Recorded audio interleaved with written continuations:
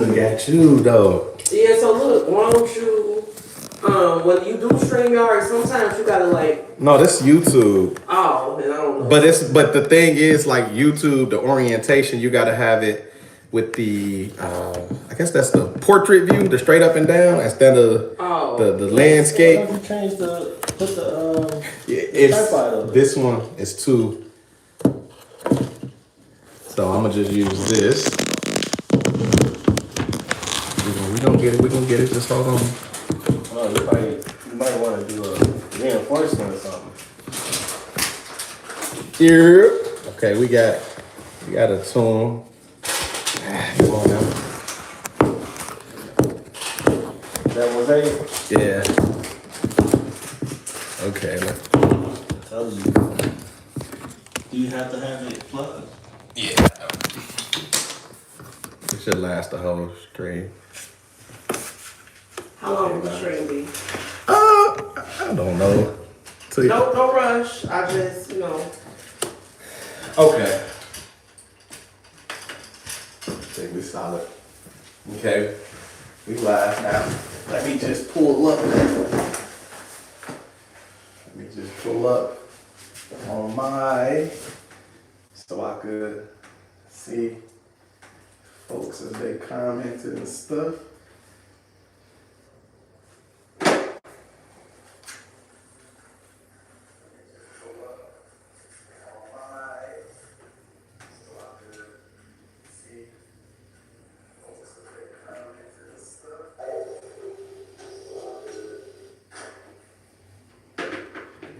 So only unfortunately just have to have it in this view for whatever reason. say like it's gonna go well. Oh, for sure. Okay. Send this to feminine. All right.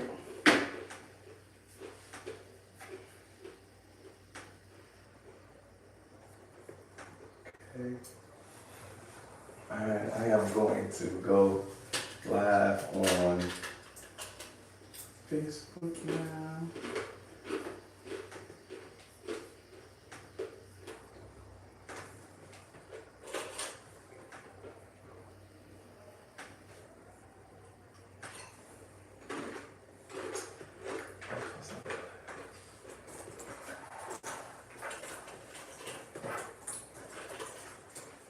I told him to advertise and he didn't want to do it, so It's okay. we got more traction. Once you get it going, I'm gonna share it.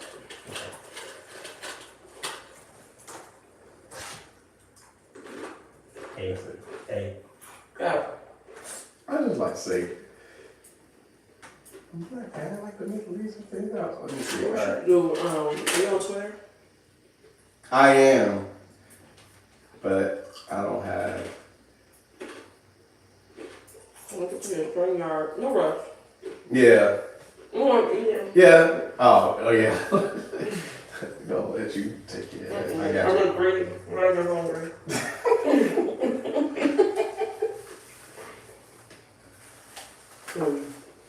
All right, we good over there. You 5 people over there.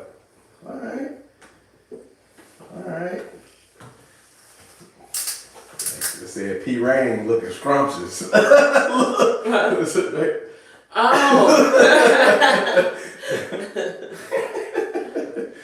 I know that's right. All right, y'all. I'm finna. In this corner, you ready? I'm ready.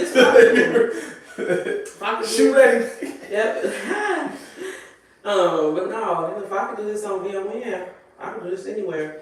It's on your Facebook page for me to share. No, it's sharing right now. Okay. All right.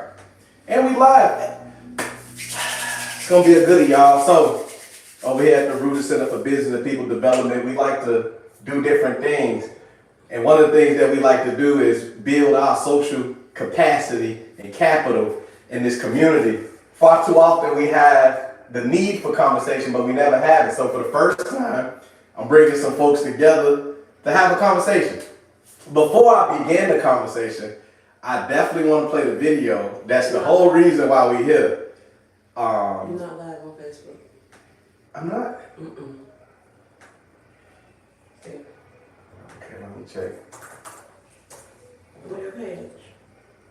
That's what it says that starting live, but it didn't start it. Oh, that sucks. Okay, let's see. See no little red circle. No. Definitely ain't on there. I am not. Okay. Well, what the hell I'm live at there? Clearly, it shows I'm live somewhere. It says started. Is this your old page? No, it says live video starting. Oh, come on. Let me see. Okay. All right, y'all. Just give us a second. Let's get the YouTube started. The Facebook started. Let me make sure.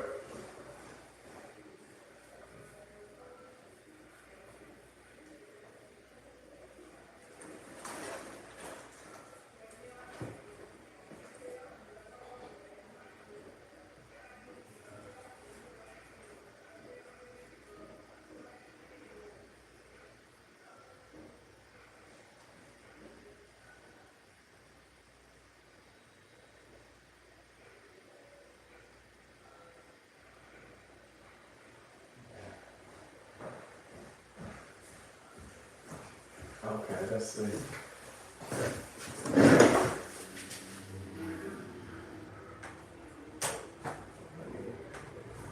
me try to restart the whole thing. Let's see.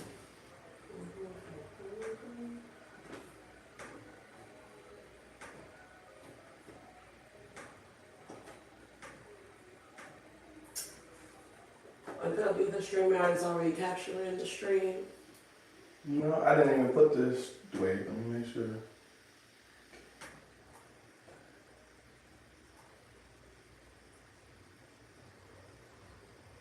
One moment, America.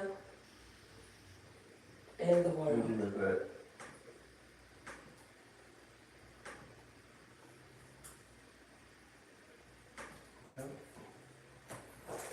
Oh no. You got too many stuff Mm-mm. on Wi-Fi? Mm-mm.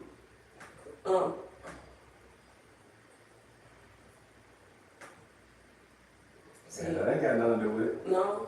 Mm-mm. I always thought that if you were going to stream, if multiple streams, you had to do it through StreamYard. Right. Okay, let me. This sucks. Let's try to StreamYard then. It shouldn't be an issue though. If you've done it before, don't listen No, to I've never done it. Like, let's see, I just wanna. We used to do the stream live. Yeah, we used to do StreamYard. I've never done it via just straight like this. So this will give me the opportunity to even see, can it work? One at a time. Okay, that's the. Okay, scroll down. Because the Go Live still isn't lit. Gotta put the post over here. details. Connect, post details. Right Here, Go over here. Go live.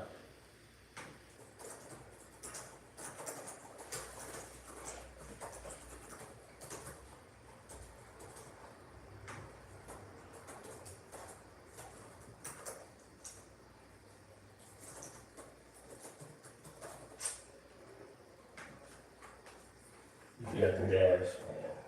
That, man, I'm trying to just see if this damn thing will act right.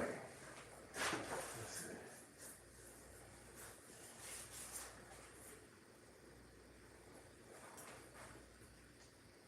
Okay. Oh, one at a time, we on there.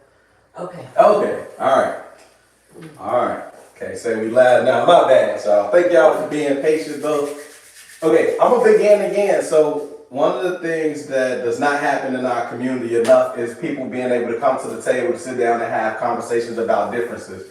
And I got two people that have some differences. And so I really wanted to have and put them in front of one another so they can have an opportunity to have a conversation so we can learn a little bit more about both of them, especially the young lady over here to my left, Miss P. Ray Easley from the west side of Chicago, who's actually running for 7th congressional district.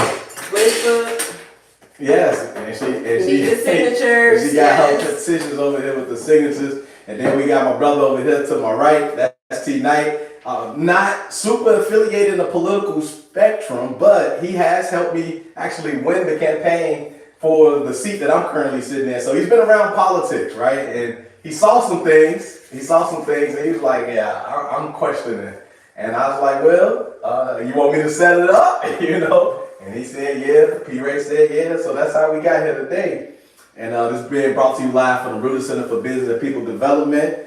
And we have 5044 West Madison. So if you ever like to sit down and have a conversation with a person you've never had one with before, by all means, we offer that opportunity to you. We also stream it live on the YouTube, so you can check in there as well. And I'm going to be popping in back and forth to look at comments because I know y'all going to have some. So with that, I first want the folks to introduce themselves. I'm going to start ladies, you know what I mean? We got to do that. So Miss P. Ray Easley, talk to the folks a little bit. Let them know who you are. I am Patricia Ray Easley. I formerly go by P. Ray Easley because I am named after both of my parents, Patricia and Ray. But Patricia does not want to risk any backlash from the Democratic machine, and therefore I had to take her letters off the marquee and go by P. Ray. I am a staunch 10 toes down supporter of Donald John Trump, Senior President Trump. I've been to the White House 4 times. I've spoken to the president several times about the things that we are experiencing here on this west side of Chicago. I've been in the political scene since I was about 10 years old, so a little over 25 years, specifically working on federal housing policy in Congressman Davis's office. Shout out to the congressman. They had an initiative called WOW, which stood for With Ownership Wealth, and the goal was to increase Black home ownership by 1 million between 2000 and 2010. When I graduated from high school in 2005, I had 500 service hours from specifically working on federal housing policy in the congressman's office. So this is what I do in real life. I am also a Pirate, a graduate of the Better HU, Hampton University in Hampton, Virginia, where I majored in finance. I also have a master's degree in language literacy and culture from UIC. I am an international school founder, Ikra Bilingual Academy, which is located in Dakar, Senegal, in West Africa. We currently have 1,000 students from 35 nationalities, and we cater to the children of Islamic diplomats, ambassadors, and West African heads of state. So I also have a very international perspective as well. I'm fluent in French and Spanish. And then lastly, I am a displaced stockbroker. I was a stockbroker at Merrill Lynch for 7 years, but they told me that I could not do the work that I do on Fox News and work as a broker because I could engage in market manipulation. And so I left Merrill to jump into this movement of Chicago Red full time. The main goal is for us to get away from these people who obviously don't like us. Obviously. I mean, look around. Look at the data. Look at your situation. Look at who they're pushing for. They're pushing for people without social security numbers. And we do have social security numbers.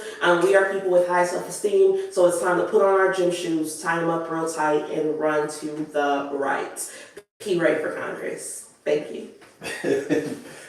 Beautifully said.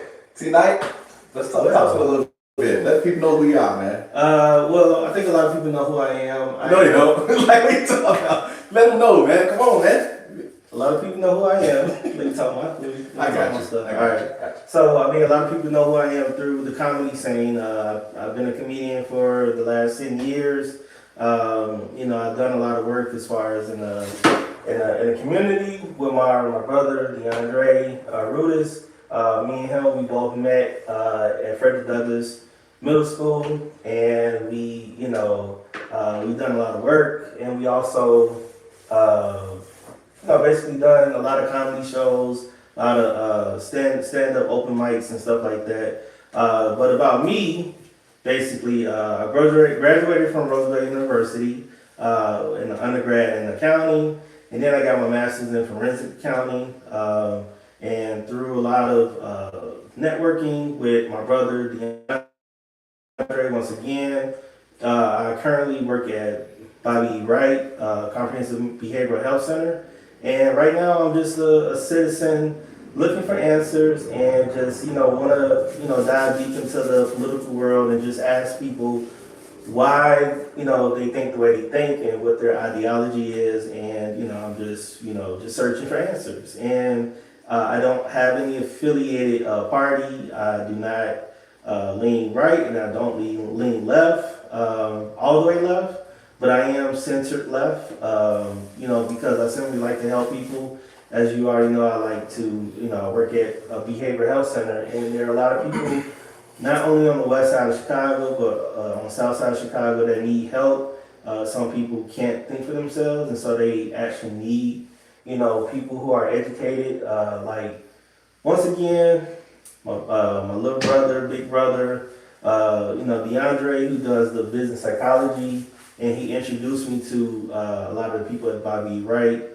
And I'm just here. I'm just here to, just have a conversation with Ms. P. Ray. And I have a disclaimer. My thoughts, my views are mine because I do have a lot of affiliation. My wife is a lawyer. My mom is a military person. My father's a military person. So I just want to let people know that it's just my views, my opinions, and that's it. All right, appreciate y'all introducing yourself. I gotta set a disclaimer too. Listen, I know how y'all feel on this west side of Chicago, but y'all can never make me hate P. Ray. I love me some P. Ray. Right. Only fools just like me. Come on now. I'm the people's treats. Let's get it together. Okay. Listen. I'm a gem. Well, I say that because, right, the reason why we got here is because I'm gonna play this video of you that you did on Fox News that had quite a few people in the uproar. And so when I saw it, I sent it to my group chat, which the brother T. Knight is in. And he, man, who the hell is this? Da-da-da. She ain't speaking for me, right? You know what I mean? So I want to set the scene. I want to play the video. Yes. Right? And then I think that'll properly launch us into the question session where you guys can go back and forth and talk a little bit about how we got here, you know what I mean? Mm-hmm. So, let me play this.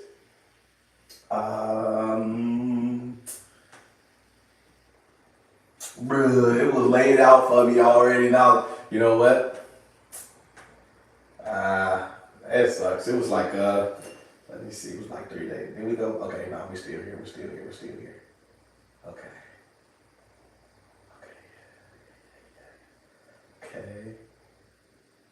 Where's it at? What's up with Facebook today? Maybe I go to the videos or the reels. I don't know.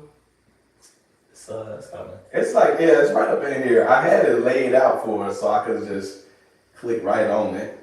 But it's right up in this area because it was a week ago, so. Yeah, okay, it's coming up. Okay, yep, here we go. There we go. See, we was already watching. Okay, come on. For Chicagoans, you see his tyranny. You don't want help in Chicago? He doesn't. Does Brad Johnson speak for Chicagoans? You see his tyranny. You don't want help in Chicago?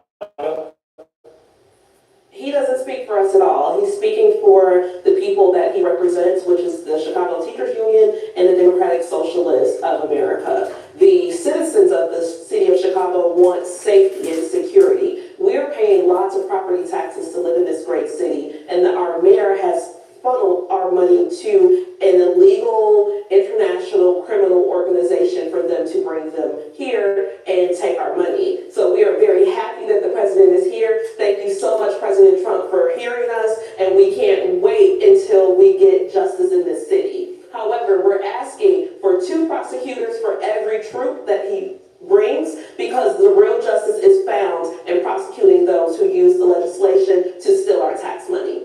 Does Brad? Okay. And I stand on that. Ooh. So I'm gonna go right to this guy. I'm gonna go right to him because he saw that and he had questions to ask. Yeah, this is an open topic. So you know, you're gonna hear some things you want to comment on. Please feel free to comment. I'm gonna go to the comments, and you know, we're gonna have a conversation tonight. That's what it's about. I'm a talk show hostess. Yes. Yes. So we're gonna go your way. You saw the video, Yes. and your thoughts were. Well, my thoughts were initially, there are several problems with the video that I have. And not that you're wrong, and I'm not here to, dissuade you or anything like that from your, political view. It was just like a lot of things that were all over the place. And one of the things that, just in general, when it comes to the right and, just Donald Trump in itself, it's always very divisive. You know what I'm saying? Like, it's just a lot of blanket statements. And so what was wrong about what I said? You said it was all over the place. I stated that we are rewarding the cartel because we know that the cartel brought every single person up here, correct? They all paid the cartel to traffic them to the United States of America. And I know this for a fact because I know some Senegalese who caught that ride. And they said that what happens is the country of Nicaragua has an open border. So anybody who pays $100 can get a visa to Nicaragua. Once you arrive, you can pay the cartel for your trip. That could be train, plane, automobile, bus, tent, hotel, people houses, whatever. It's from $7,000 to $15,000. So then once those people get over the border, they're trafficked to the city of Chicago, and now we're using our tax dollars to reward them for paying the cartel to traffic them here. So the cartel is getting rewarded with our tax dollars. How is that all over the place? That's a linear argument. Okay. You also mentioned Brandon Johnson as our mayor. You saying that he's getting paid or he's funneling.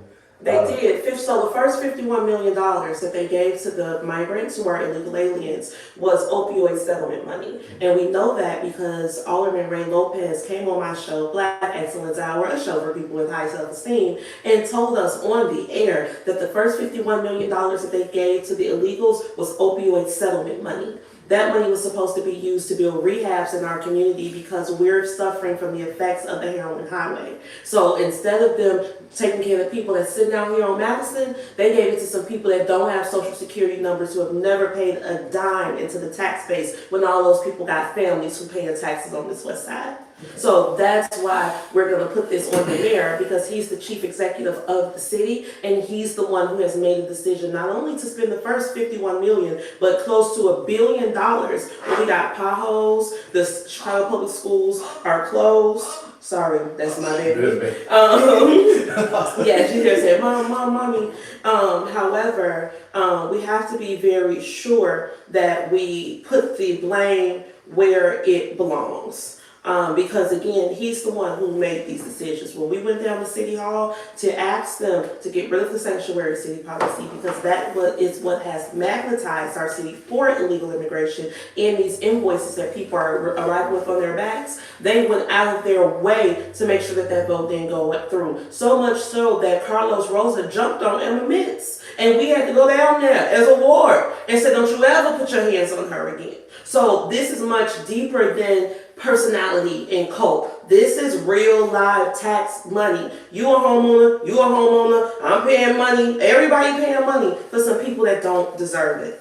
Can I cut in here? So I got somebody from the chat that says, I think we are too focused on the immigrants. Our city was fucked up before they got here. And it was. But let's talk about how this all matters. Because the elephant in the room is that nobody wants to talk about the cartel. Now, I can send you the article and you can post it for the people. However, El Chapo chose the west side of Chicago as his home turf, okay, where we live at. That's why 290 is called the heroin highway for 3 reasons. One, our high black male unemployment, so they were going to have workers, but they messed up some stuff with El Chapo, so they brought those Venezuelans to push the Americans out. They were going to have them sell their drugs. That's a whole other story. Number 2, all roads in America lead to the west side of Chicago in the Chicago Loop. All railroads in America lead to Chicago, so we are a major distribution hub. Number 3, because we are a sanctuary city. So now that this sanctuary city and this cartel situation has gotten out of control, excuse me, it's not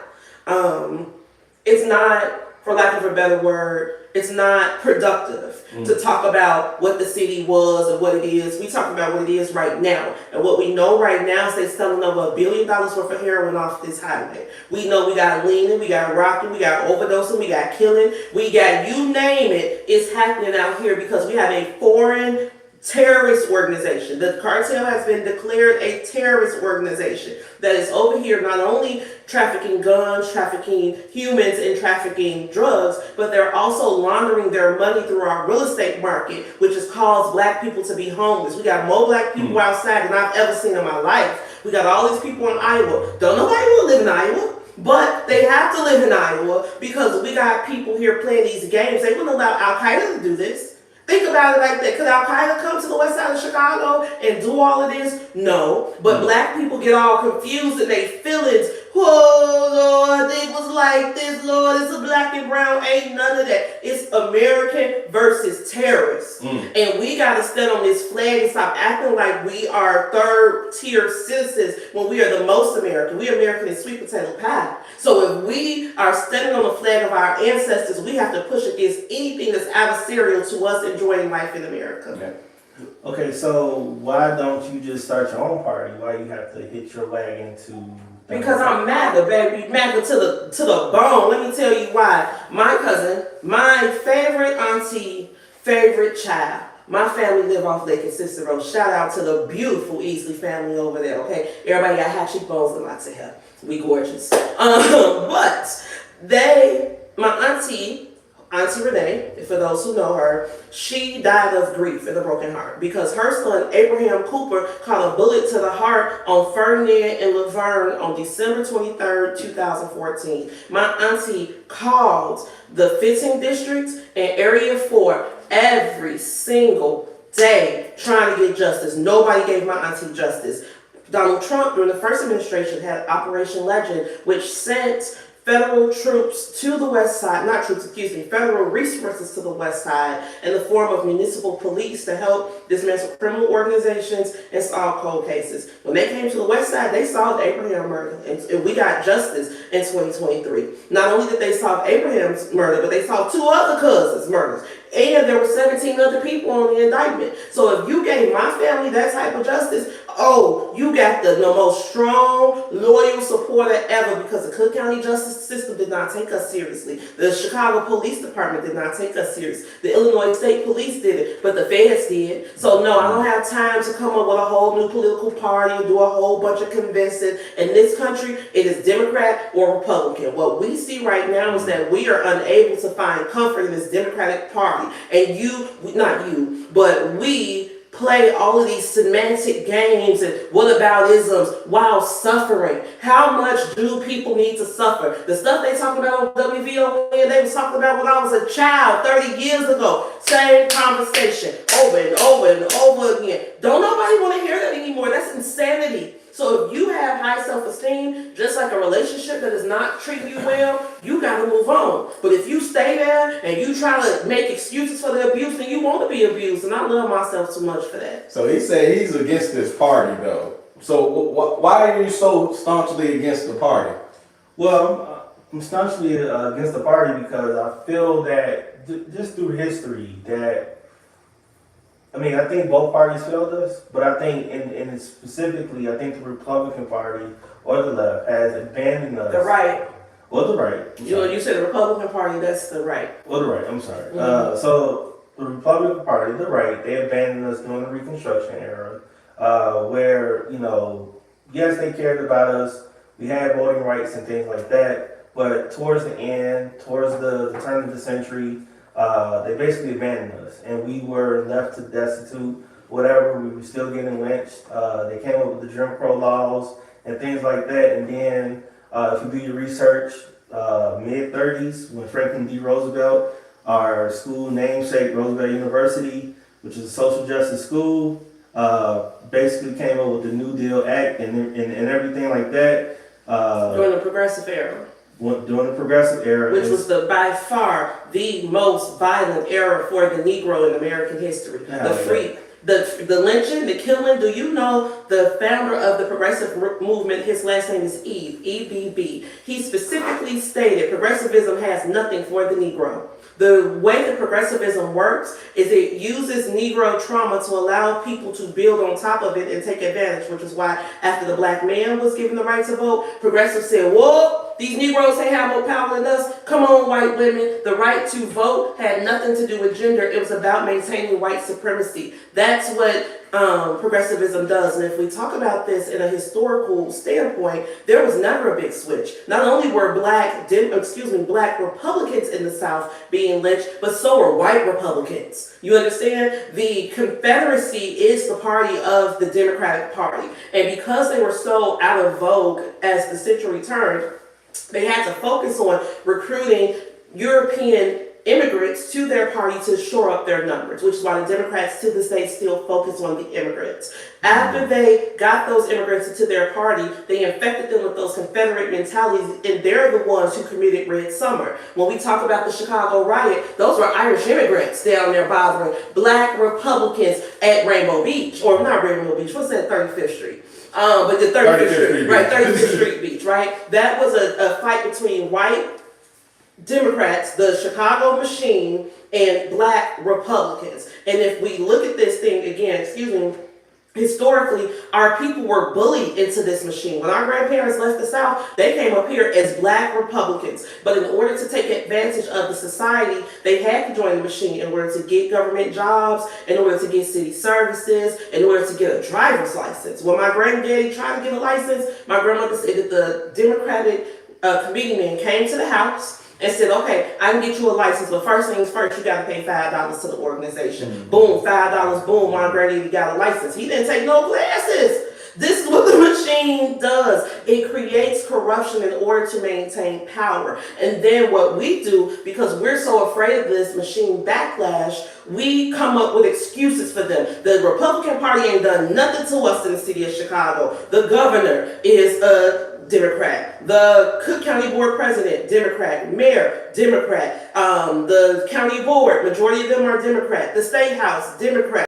City Council, Democrat. So the Republican boogeyman does not exist here in the 7th Congressional District. We know that the policies of this party have left us behind. And now here we go and saying, oh, son, master, please give me just 2 more crumbs. We don't want no more crumbs. We're not gonna beg, bow down, no more meetings, no more compromise, no more anything, because they didn't make those people down there wait in front of that police station. Before the immigrants, the illegals came to the police station, it was black folks sleeping in that police station. And I know this because the women who were taking care of them came on the show and solicited Chicago to get blankets, pillows, toothbrush. They say, y'all, it's a lot of black people that live here. Nobody moved an inch. You put a whole bunch of people out there with no social security numbers down. Everybody is up in arms. Oh, we got to take them food. We got to take them water. They need an apartment. We know people that still sleeping in vans. Kids went to go to the Chicago public schools out of vans. But you got people, again, who ain't paid nothing, who living in apartments. It's not right. It's not right. It's not right. The Republican Party has done nothing to us in this city. If we just look at the power structure and who has been in charge all of this time. So you're saying in the city, but what about in America? I only focus on the 7th Congressional District. Deondre can tell you I'm all about my West Side business. When I went to the White House the first time, I got a lot of feedback, negative and positive, because I was live and all kinds of stuff. But a lot of the elected officials privately inboxed me and said, thank you for going, because we know if you was in the room, you was handling some West Side business. I told them, of course, I was in Big Carson face talking about housing. So you're basically saying that you only focus on 7th Congressional District. Correct. The West Side of Chicago, where my whole family live at. Can I jump in? Because we got quite a few comments, right? First, folks was talking about sanctuary city status, right? And then the last comment came off what you just talked about, P-Ray, which is, if we don't want crumbs, why are people crying about the money immigrants got? Because it made everybody's property taxes go up. The city is $1 billion in the hole. The Chicago public schools are $739 million in the hole. Mm-hmm. They gave these people food stamps, they gave them rent for 6 months, they got cars, they got phones, they got clothes, they got health care. The state of Illinois is $2 billion in the debt for giving them medical cards, whereas our people are still playing, the veterans are still getting played for help. So no, it's not about the crumbs, it's about the cake. Mm-hmm. They gave them the cake and gave us the crumbs, and now we're sitting up here trying to feast off crumbs. We are better than that. We are better, we are better, we are not pitiful. This is not a poverty pit outside. The three of us right here, that's not our reality, but what the Democrats want us to do is focus on being broke, pitiful, and traumatized so that they can send their outsiders to come and lord over us in the form of grant money to get us in line with what they want us to be. And their way is not working for us. It's perversion, it is money laundering, it is illiteracy. The fact that my daughter, who I love to pieces, went to Kenwood for 7th and 8th grade. So every day I had to come from the Austin community and drive 3 expressways to Kenwood every day. Why? Because none of the schools in the Austin community are reading proficiently. And who's in charge of that? The Democratic Party. So now we got all these kids who are not reading proficiently, who are going to inherit these buildings just like I inherited them, but they won't be able to keep them because they won't be able to find gainful employment to pay the taxes and be literate enough to read the documents that come along with it. We owe ourselves better than this. That's all I'm saying. I'm not pro-Republican, I'm pro-Donald Trump. Like I say, 10 toes down, I love my Donnie. When I say I love him, I love him. I was just with Don Jr. last week, okay? Like, I'm in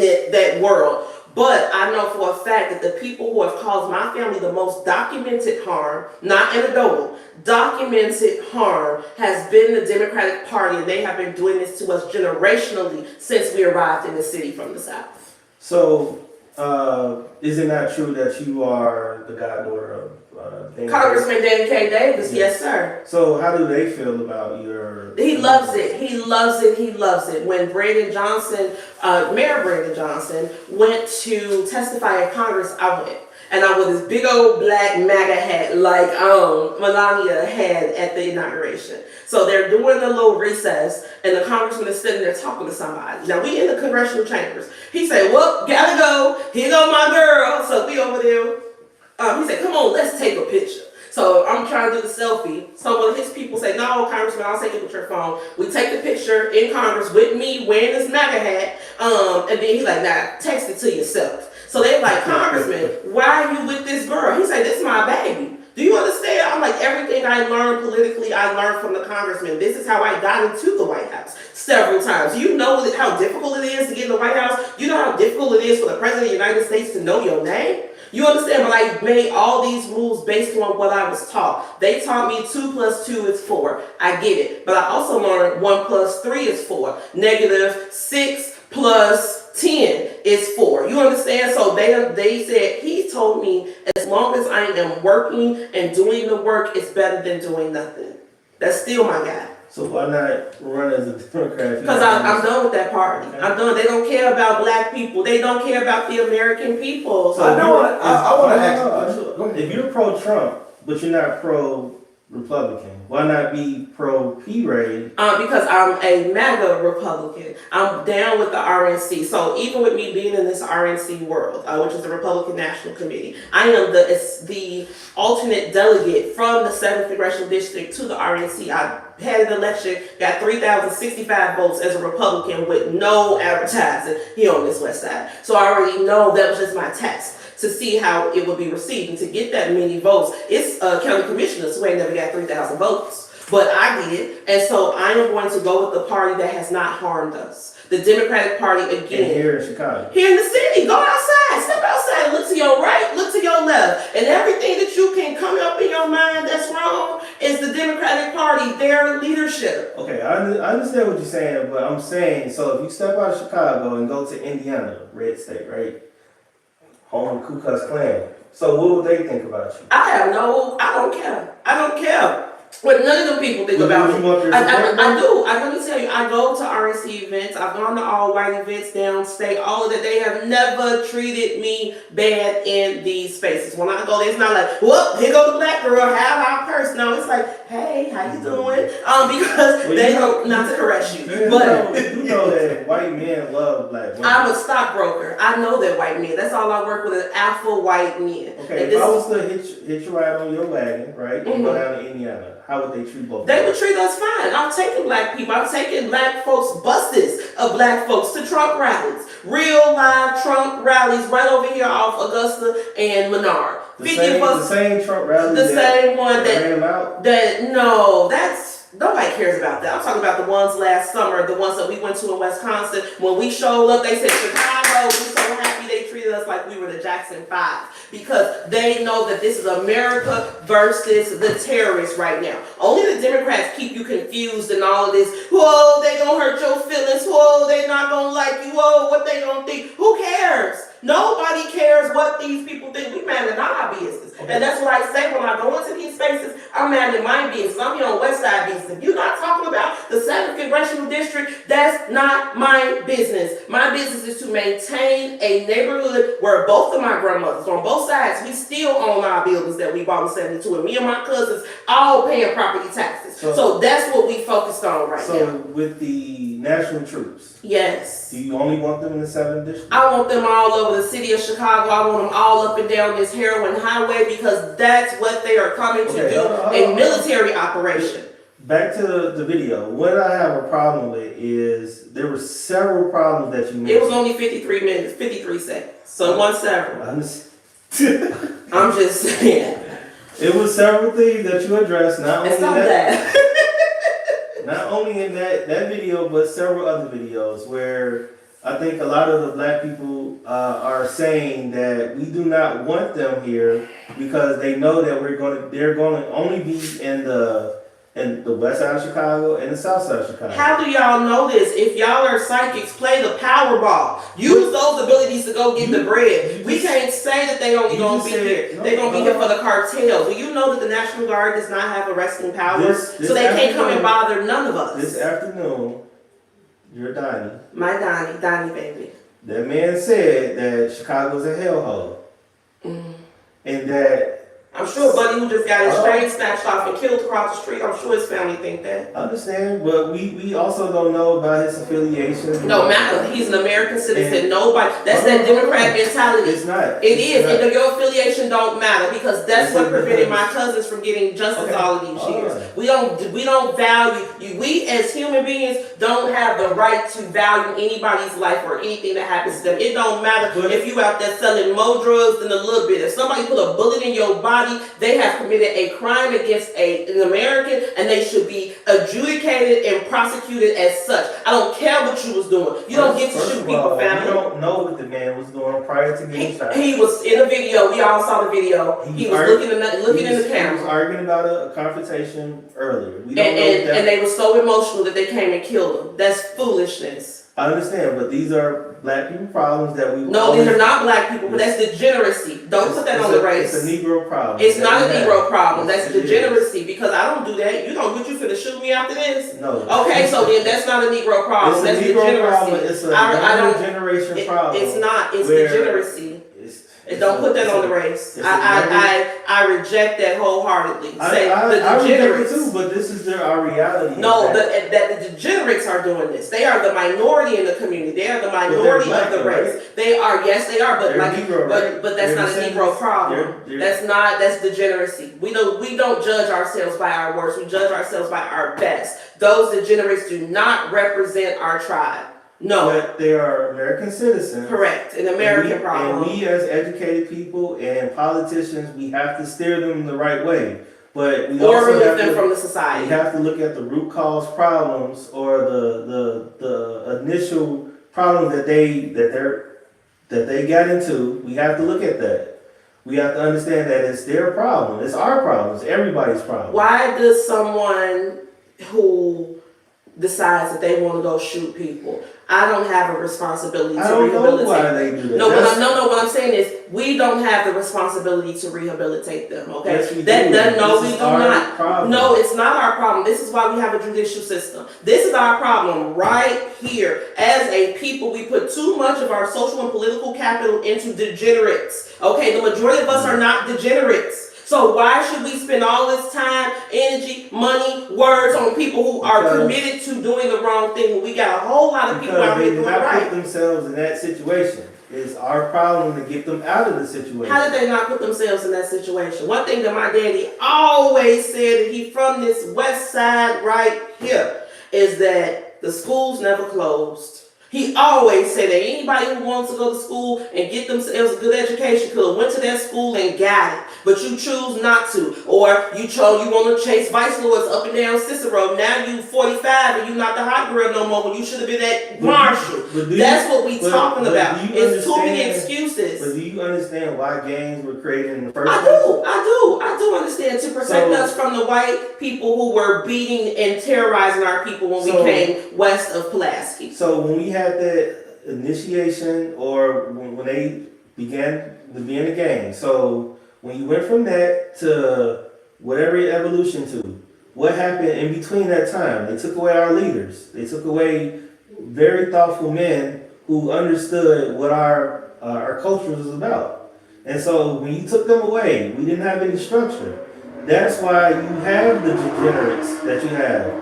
But I'm saying we do you know that they were degenerates in the 60s? Let me tell you a story. My daddy, my grandfather. No, I'm telling you, I can again only use my own example. I got uncles who real live gang leaders out here. I'm talking about slept in the same bed, same room. Those who want to gangbang went to gangbang. Those who want to go to school went to school. Didn't nobody force nobody to cut class and go gangbang. Okay, we spend too much time coming up with excuses for this degeneracy and then complain about the degeneracy. You gotta call a thing a thing. And I don't want to hear, I'm not trying to diminish what you're saying, but I'm sick of that conversation. When I tell you I'm sick of it, that's why I got out of the Democratic Party. That's why I don't listen to this stuff, because it's too much trauma bonding and pity partying. So we not stupid. Let's bring you full circle. So you're saying your uncles were gangbangers. Mm-hmm. So were these your cousin's father?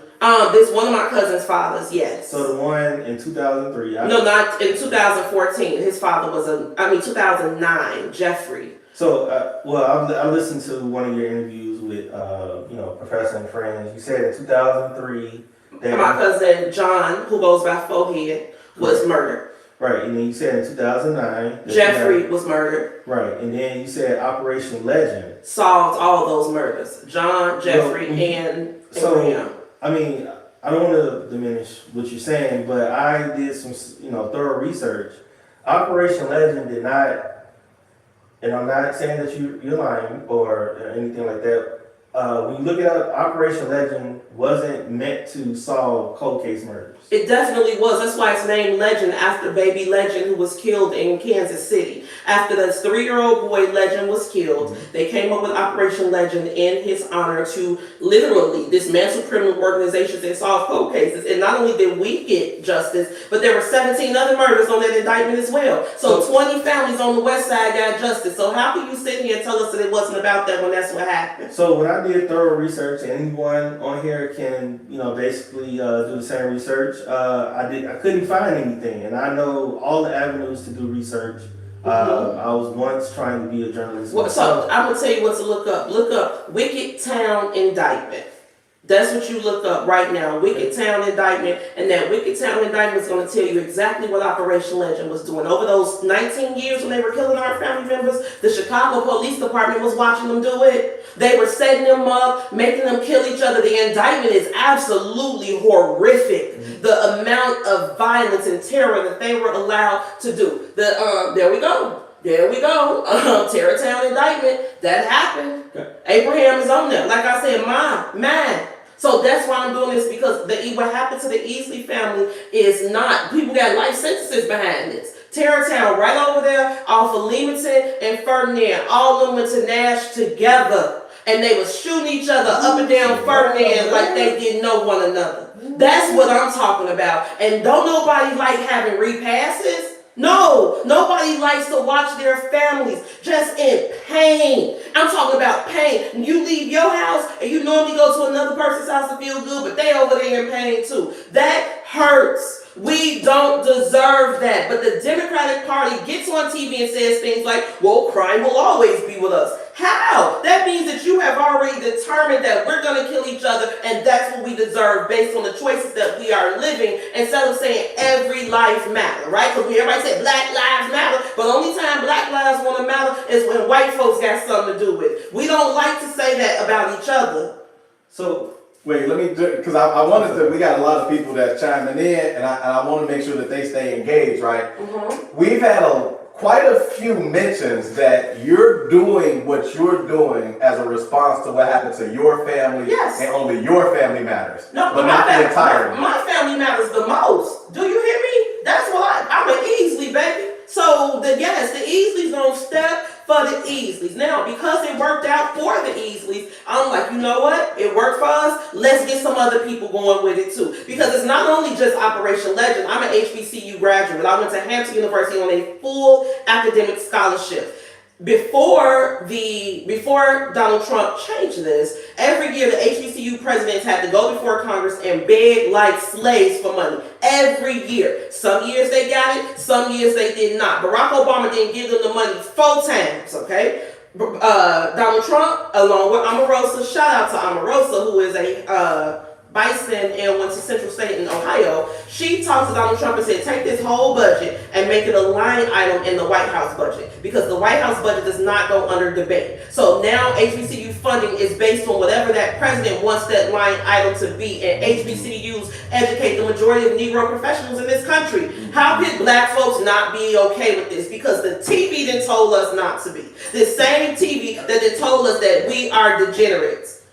Okay, so that's one of the things, you know, that the right does a lot. It just No, I'm not the right. I'm Patricia Ray Easley. I don't got nothing to do with them people. okay. Donald Trump does a lot. Is state a lot of things that either we can't verify. Verify. Look it up. I don't tell you. Let me tell you something. But- I don't know if you watch Black. Hold hold on, because I don't know if you ever watch Black make a point. Excellence Hour. I wanna One make a thing I point. do is nothing but research. I don't have time to sit here and lie to nobody. This is life or death. I understand it, but okay. So let's go back to the word degenerate. Right? Degenerates. So you call the ones that are killing each other. Right? Mm-hmm. They're degenerates Degenerates. and gangbangers. I didn't say no. That's how the left plays them games. So then you'll say, oh, she called gangbangers degenerates. Who are the degenerates? Because you can gangbang and not kill people, okay? Like I know real, all of us know real gangbangers out here. However, degenerates are the ones who are going and shooting up the fifis. The degenerates are the ones who are lacing their weed and all they pills with the fentanyl that's killing people. The degenerates are the ones who are going out here robbing the stores and making our retail districts decline. Those are the degenerates because they are making a choice to do it. Nobody is forcing people to go out and kill people. Nobody is saying, oh, today me and you gonna beef online, and then when I see you, they gonna force me to kill you. No, that's what you wanted to do because your emotions and your ego cannot take that bruising because you have low self-esteem. And we're dealing with an issue of low self-esteem. That's what keeps this degeneracy going. And that low self-esteem comes in a lack of accountability, and it also comes in the fact that we all want to sit up and trauma bond and pity party with one another. We're not doing that anymore. We have been in a pity party for the past 60 years. Since 1965, when LBJ pushed that legislation, it's been nothing but a perpetual pity party for the Negro. Before that, we were not, I'm sorry. Only in Chicago? No, all over the country. Nothing but pity parties. Pity parties over and over and over and over and over and over again about what we cannot, what we can't do, when we doing everything we want to do in Austin. Ain't nobody holding us back from doing nothing. We buying cars, houses, putting our kids in private school, going on vacations, living the American dream. Ms. P. Ray, what I'm confused about is that you're saying that you only concerned about things The 7th Congressional District. No, that's not just Chicago. That's Hillside to the lake, and then out south to 71st and I Austin. understand, but when you speak of things that are from the 60s, 70s, a lot of people around the country felt different than you. There were a lot of people who supported the Democrats, and there were people from the South who were getting lynched, they were getting bombed in churches. Republicans, black Republicans. We gotta put it in that context. Everything that was happening to them during that civil rights movement, it was terrorism against black Republicans from white Democrats. The Ku Klux Klan is the guerrilla warfare arm of the Democratic Party. That's a fact. So you saying, what's his name, the FBI, George Wallace? Was Democrat, absolutely. Democrat, look it up on your phone right now. That was a Democrat. What I'm saying is, okay, I don't want to steer too No, Because I'm gonna fact check you. Because I didn't come here to get into no banter or to tell no lies. We seriously about taking care of business. I don't care about what's going on in New York. I don't care about what's going on in Mississippi. I don't care about what's going on in Texas. We got our own business to mind right here. Okay, so the National Guard troops, why are they coming? Are they They're coming? coming. Are they coming for the gangs and the degenerates? They're Are a they coming deterrent. for the cartel? So two, they're both. They're a deterrent from the Can't be degeneracy. both. Oh, they can be both. They absolutely can be both. Who The are you National- to? Who are? the No, National hold on. Guard- No, because I spoke to the Uh-huh. No, you asked me a question. I'm gonna answer it because me and you don't got the same sources. Okay. So what I do know is this: the National Guard does not have arresting power on the streets of America. The only reason that they were able to do that in Washington D.C. is because that is a federal district. And it's in the DC charter that the police can commandeer the police force in DC if they are unable to maintain peace. So that's how they were able to do that. And then Mayor Bowser got on TV 3 days ago and said, "Thank you, Donald Trump, it ain't been nice since." Okay. Now, hold on.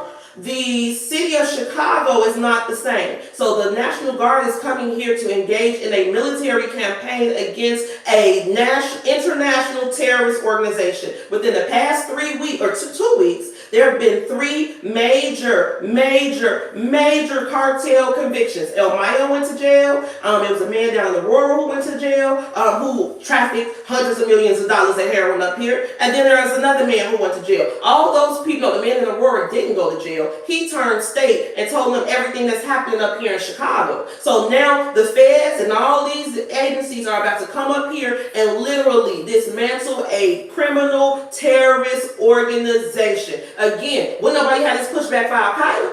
If Al-Qaeda was out here doing all this, black folks would be all up in arms. Whoa, Lord, they doing this. But because it's people that you see every day and you think, oh, she cool, they pass me some tacos across the gate, whatever. Now we don't see this as terrorism. And I'm not saying that all of them are engaged in terrorism. But what I do know, what I got from the National Security Advisor who came on my show, he was not only the National Security Advisor, but the director of the Defense Intelligence Agency under Barack Obama as well. He came here and said that they are laundering their money through our neighborhood. They are laundering the money through the real estate, and we can all see that with our own 2 eyes. So if we got all of this evidence, this concrete, primary level evidence, then what are we discussing? What are we debating? These are facts. So, hold on real quick. I want to go back again and make sure I'm engaged with the folks else. So this has been asked several times.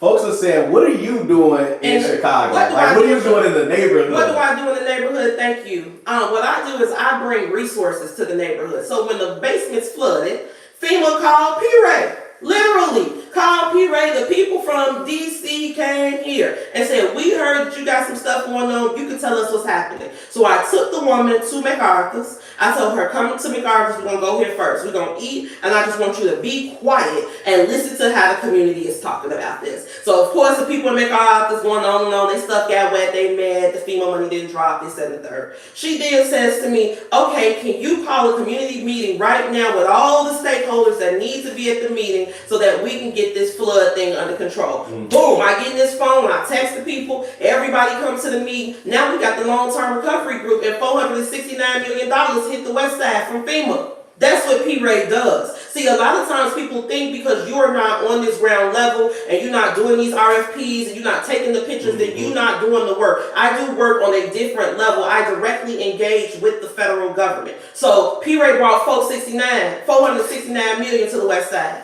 Now, who gonna throw that money on the table? And then what made me kind of frustrated about this is that when they were chopping up the bread, I'm like, okay, so how can I get involved? They were like, well, actually you can because you be supporting Trump and you be on Fox News, so we don't really know how you gonna fit in this. I'm like, what the hell? I brought y'all all this bread, and now y'all talking about Fox News, but it wasn't on Fox News when everybody took the picture with the big check.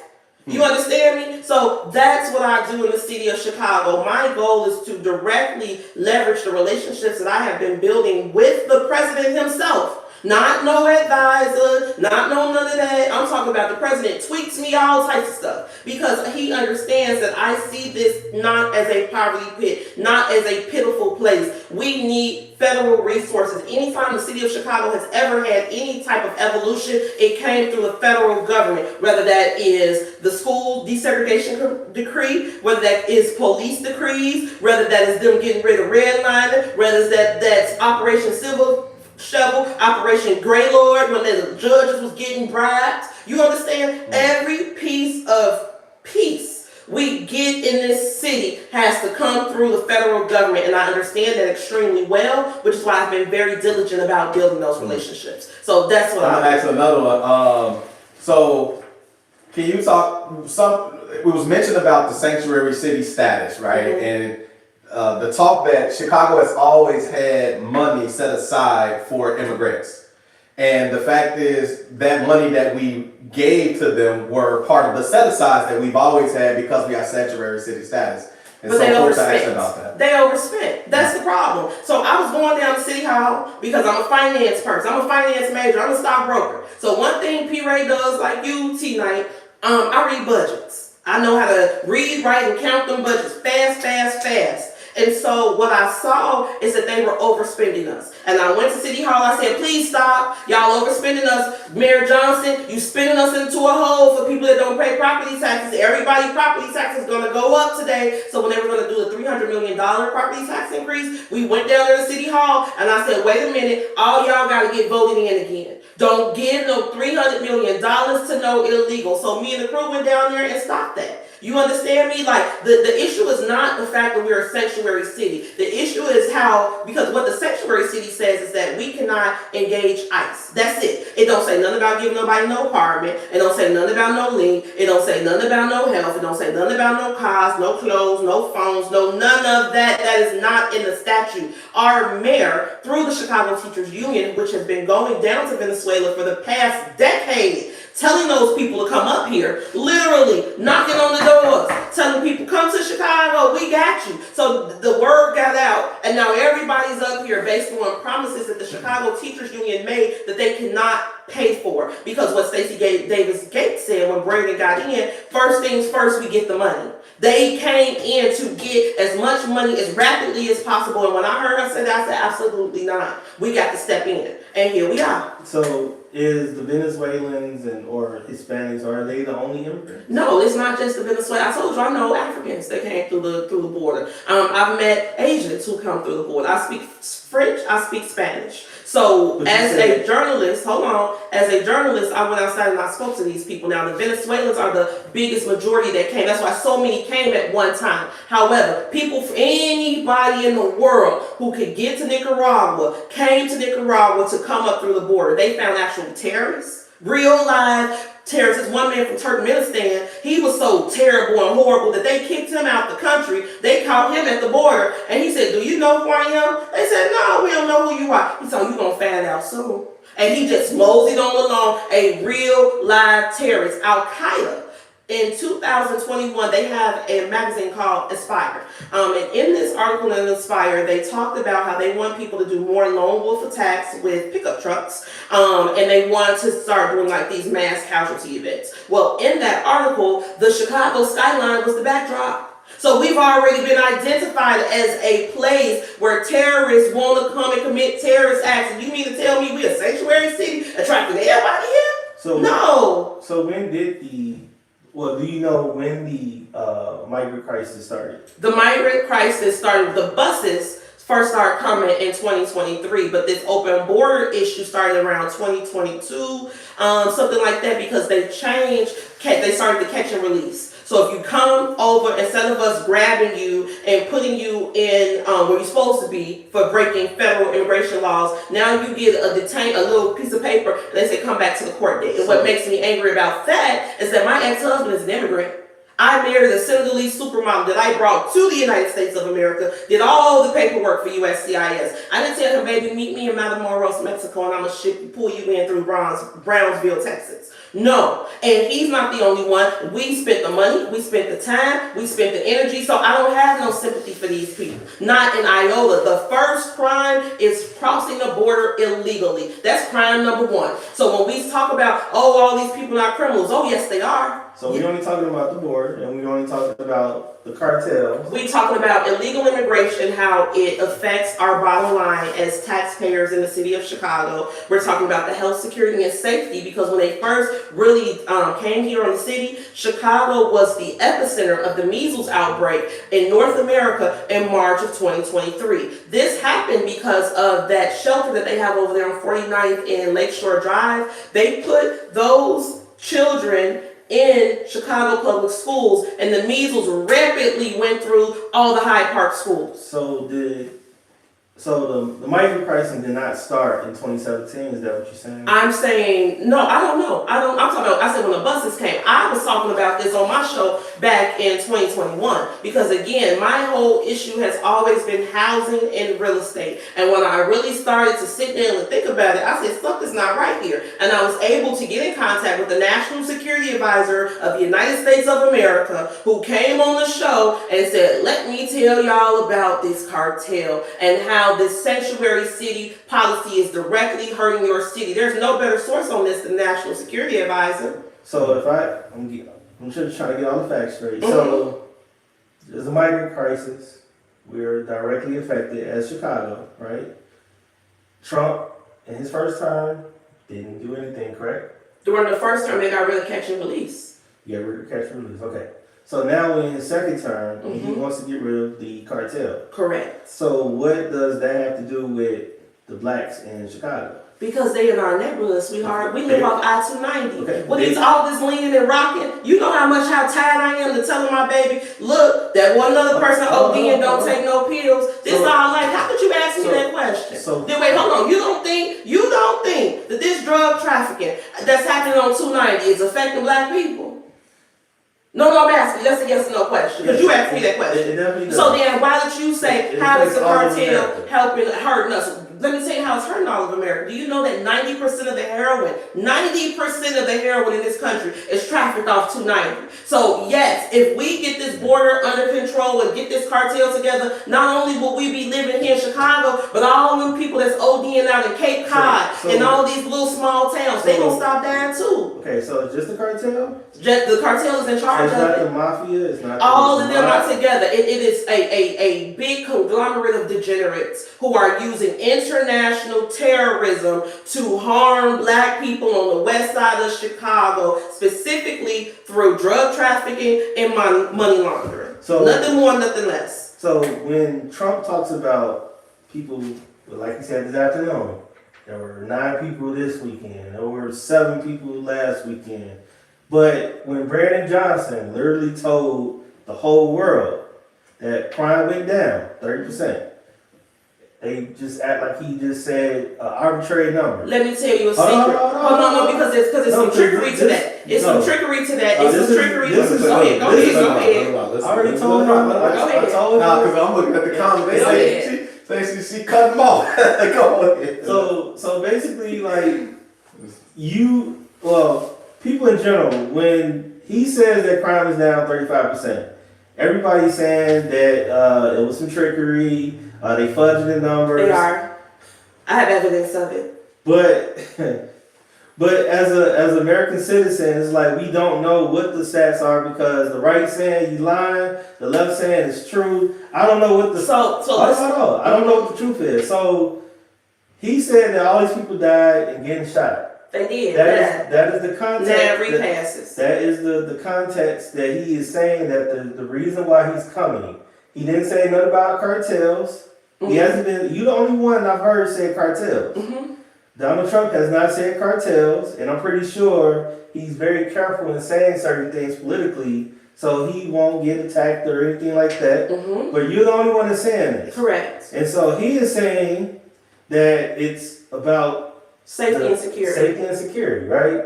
But Brandon Johnson says it's down 35%. Obviously, 9 people grieving right now, so that don't matter. That don't matter because I know because it's insulting to grieving families to diminish their trauma and say crime down 30%. But everybody do not die from the same way. Like, I have a cousin, just like you had a cousin. He died from domestic violence. Still violence. I understand that, but it doesn't warrant a national troop the National Guard troops to come down. That don't got nothing to do with the cartel. Do you hear me? I Right, keep so saying this, and this you're is why saying- I'm getting listen, frustrated. You're saying cartel. And I'm Trump telling is you, not saying what they cartel. are saying The is rest of the world is hearing Trump Yeah. say, we coming for safety and security. He has Right. not specifically He is- named anybody he is- because so this is the thing. Again, the cartel does not. Excuse me. The National Guard does not have arresting powers. Period. Okay? So if they outside and they see somebody shooting dice, they got to step on over and keep going because our mayor has already said that the Chicago Police Department cannot work in tandem with them. However, what they will do is as I said today on Fox News, hold on. As I said today on Fox News, is that we in Chicago like to have street parties at night, okay? And if the National Guard is present, then maybe people will think twice about shooting into a crowd of strangers. so they're basically security guards. They security guards, just like they are in DC. So we're paying No. taxpayer dollars. Then for you security guards. didn't pay tax dollars for the illegals. Yes, I want my money spent on security because So- I like to go outside at night and don't diminish it. Now, what I'm I'm not saying, diminishing hold it. on, because It when we just talk sounds- about the it just money, sounds weird that's to me. that's your opinion, baby. I can't understand it for you. But what I'm gonna tell you is this: I was at the Folly Park about 4 weeks ago, out there with one of my friends. We were actually drinking juice in these little cups, and so the police come back in a Chicago Park District pickup truck. And he said, no drinking in the park. I said, ain't nobody drinking in the park. He said, I bet if I taste it. I said, here, have some. So we laughed. He said, but no, seriously, it's a lot of police out here today because there was a massive soccer game going on behind us. So I said, what about all the people over there drinking the Modelo's? Why you ain't over there bothering them? And he said, I quote, we don't bother them because we know that if we arrest them, they will be flagged in the system for immigration, and a lot of them are undocumented. I said, so y'all not bothering them because they undocumented? He said, yeah, we try to bother them as less as possible because you know this environment we're in. So my homie that was with me whispered, he said, he don't even know who he talking to. I said, he don't even know who he talking to. So when we talk about these numbers going down, we know for a fact that they not counting their crime. You understand me? These are all fudge numbers, and even if it was just one murder, because again, we didn't have more than one. I want the National Guard to come here and prevent somebody else from being shot. Because maybe they wouldn't have shot Abraham in the heart that night if National Guard was standing out there. So you're saying permanent. Not permanent. You know it's not permanent. You an educated man. You know good and well that the National Guard can't be here permanently. Why are you bringing up 2010? No, because of this you asked me why. I'm telling you why. No, but you asked me why. I'm telling you why based on all of those actions. But you and I both know, everybody here know that the Federal Guard, National Guard can only be here for 30 days, which means they come in here on business. They know exactly what they got to do based on these convictions that have just happened. So National Guard, they are to assist the federal and state side. They cannot assist the state. So okay, but what are their duties? You tell me. Their duties is to protect us during natural disasters and civil unrest. Now, do we have either? I think that 50 people getting shot in a weekend, that definitely could be seen as civil unrest. Do you think that's normal? Do you think it's normal? We have 3 million people. It don't matter. We have 6 6 million people in died. Chicagoland. We have 3 million in the city of Chicago, and if 50 died, 50 got shot. That's 52 million. I sympathize with everybody. Because if it was your child, if you and your wife had to put your baby in the crematorium like we had to do our people, you wouldn't be having this conversation. But you don't understand because you keep trying to diminish what the real impact of this is, and that's safety and security. Okay, so National Guard comes here for 30 days. Then what? Then they're gonna, that whole situation that they got on the other side of the Cermak gonna be born together. Because again, they are trafficking billions of dollars worth of heroin right over there. Not only is it heroin, it's cocaine, it's fentanyl. My homie died off the fentanyl. They found her on the back porch. So again, this ain't about no anecdotal. We trying to save lives. You're saying 30 days of prevention stops a whole enterprise. No, 30 days of dismantling, 30 days of attack, 30 days of a mission. This is the United States government. And you mean to tell me that within the United States government, they can't come and figure out in a small space how to stop these people with all the information that they got? Remember, they're not coming cold. You're saying $1 billion enterprise, almost $2 billion. that can do anything they want, they can intimidate whoever they want, right? You saying that they can't hide for 30 days? Absolutely not, because you don't know the intel that their bosses have given up. Again, El Mayo is in prison. You don't know what they told. You don't know what that man in Aurora said. You don't know how many addresses, how many stash houses, how many nothing. They coming up here with intel that you and me don't know. But instead of you seeing it like that, you focus on diminishing their word. Okay, so you're saying, so they're going to be stationed all the way up there in whatever Great Lakes. Great Lakes. Right? 38 miles away. So you're saying they're going to Great march, America. So they're going to march in. They're going to be in what you think they're going to be in formation? See, that's what, I know you a comedian. You know good and well they not finna march in. You know that they finna be in their cars. You know that they finna go over here to the little village. You know what they about to go over here and do. Okay, We're not going to diminish shit and we're not going to play these games. They're not coming to arrest nobody on Chicago Avenue and Laramie. So nobody. They're here for the cartel. Correct. It's a military campaign. So that's their context. That is the context. The National they're Guard not does coming not for have. our crime. The crime that we create. The crime that we create, they are a The deterrent. crime. I have said this 7 times. This is a deterrent. They are coming here as a deterrent. If you, like I said, that man who just got snatched out of his car, if the National Guard was there, he wouldn't have got snatched out of his car. But it's not a permanent solution. It's a solution. So what we should do? Curse our God and die, Joe? So what when Brandon Johnson actually gave a whole solution, which was what? Conversation and interview. He did. He never wanted to talk to the president. He's never. Let me tell you why I got involved in this. The same president. The same president. So what? That's the president. So what? Who are you as the mayor of Chicago to cut off the city of Chicago from the federal government because you and your feelings? The reason that President Trump brought us to the White House in 2018, 19, and 20 through the hold on, is because it don't. What I'm saying is he brought us to the White House because the Congressional Black Caucus decided that they were going to boycott the president. And he said, instead of me not dealing with black folks at all, I'm going to talk to a whole different other group of black people, which is the Young Black Leadership Summit that went there and gave the president the ideas that he did, such as the HBCU stuff. So again, if we can't get the representation from our leadership, then we as citizens can go and get them and have the same conversation. So they saying they want to hear from this man. They saying Go ahead, they get nothing. No. I told you should have told him. I did. So you're saying the man who literally tried to tell America, hey, we don't need it because we just need the money so we can invest it in people. You're saying that doesn't matter. His tax doesn't matter. I'm saying that we deserve safety and security. As far as him as a mayor, he got in office March of 2024, right? Mm-hmm. No, he did not. He got in 20. He gonna be in 27, so he came in 23. So he inherited the problem, correct? He inherited the sanctuary city, but again, The problem the problem that Brandon is dealing with right now. No, my answer is no. When he came in, no. And he started funneling money right away. No.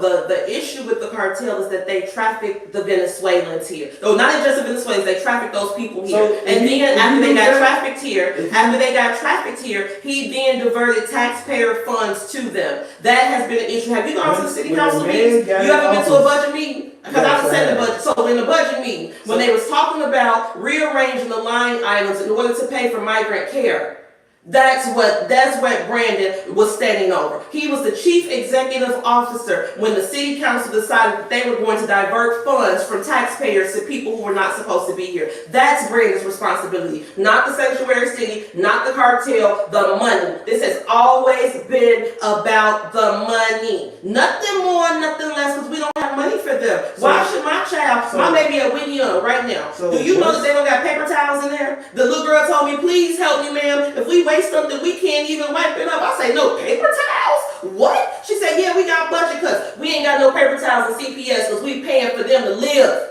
No. So you're saying... No.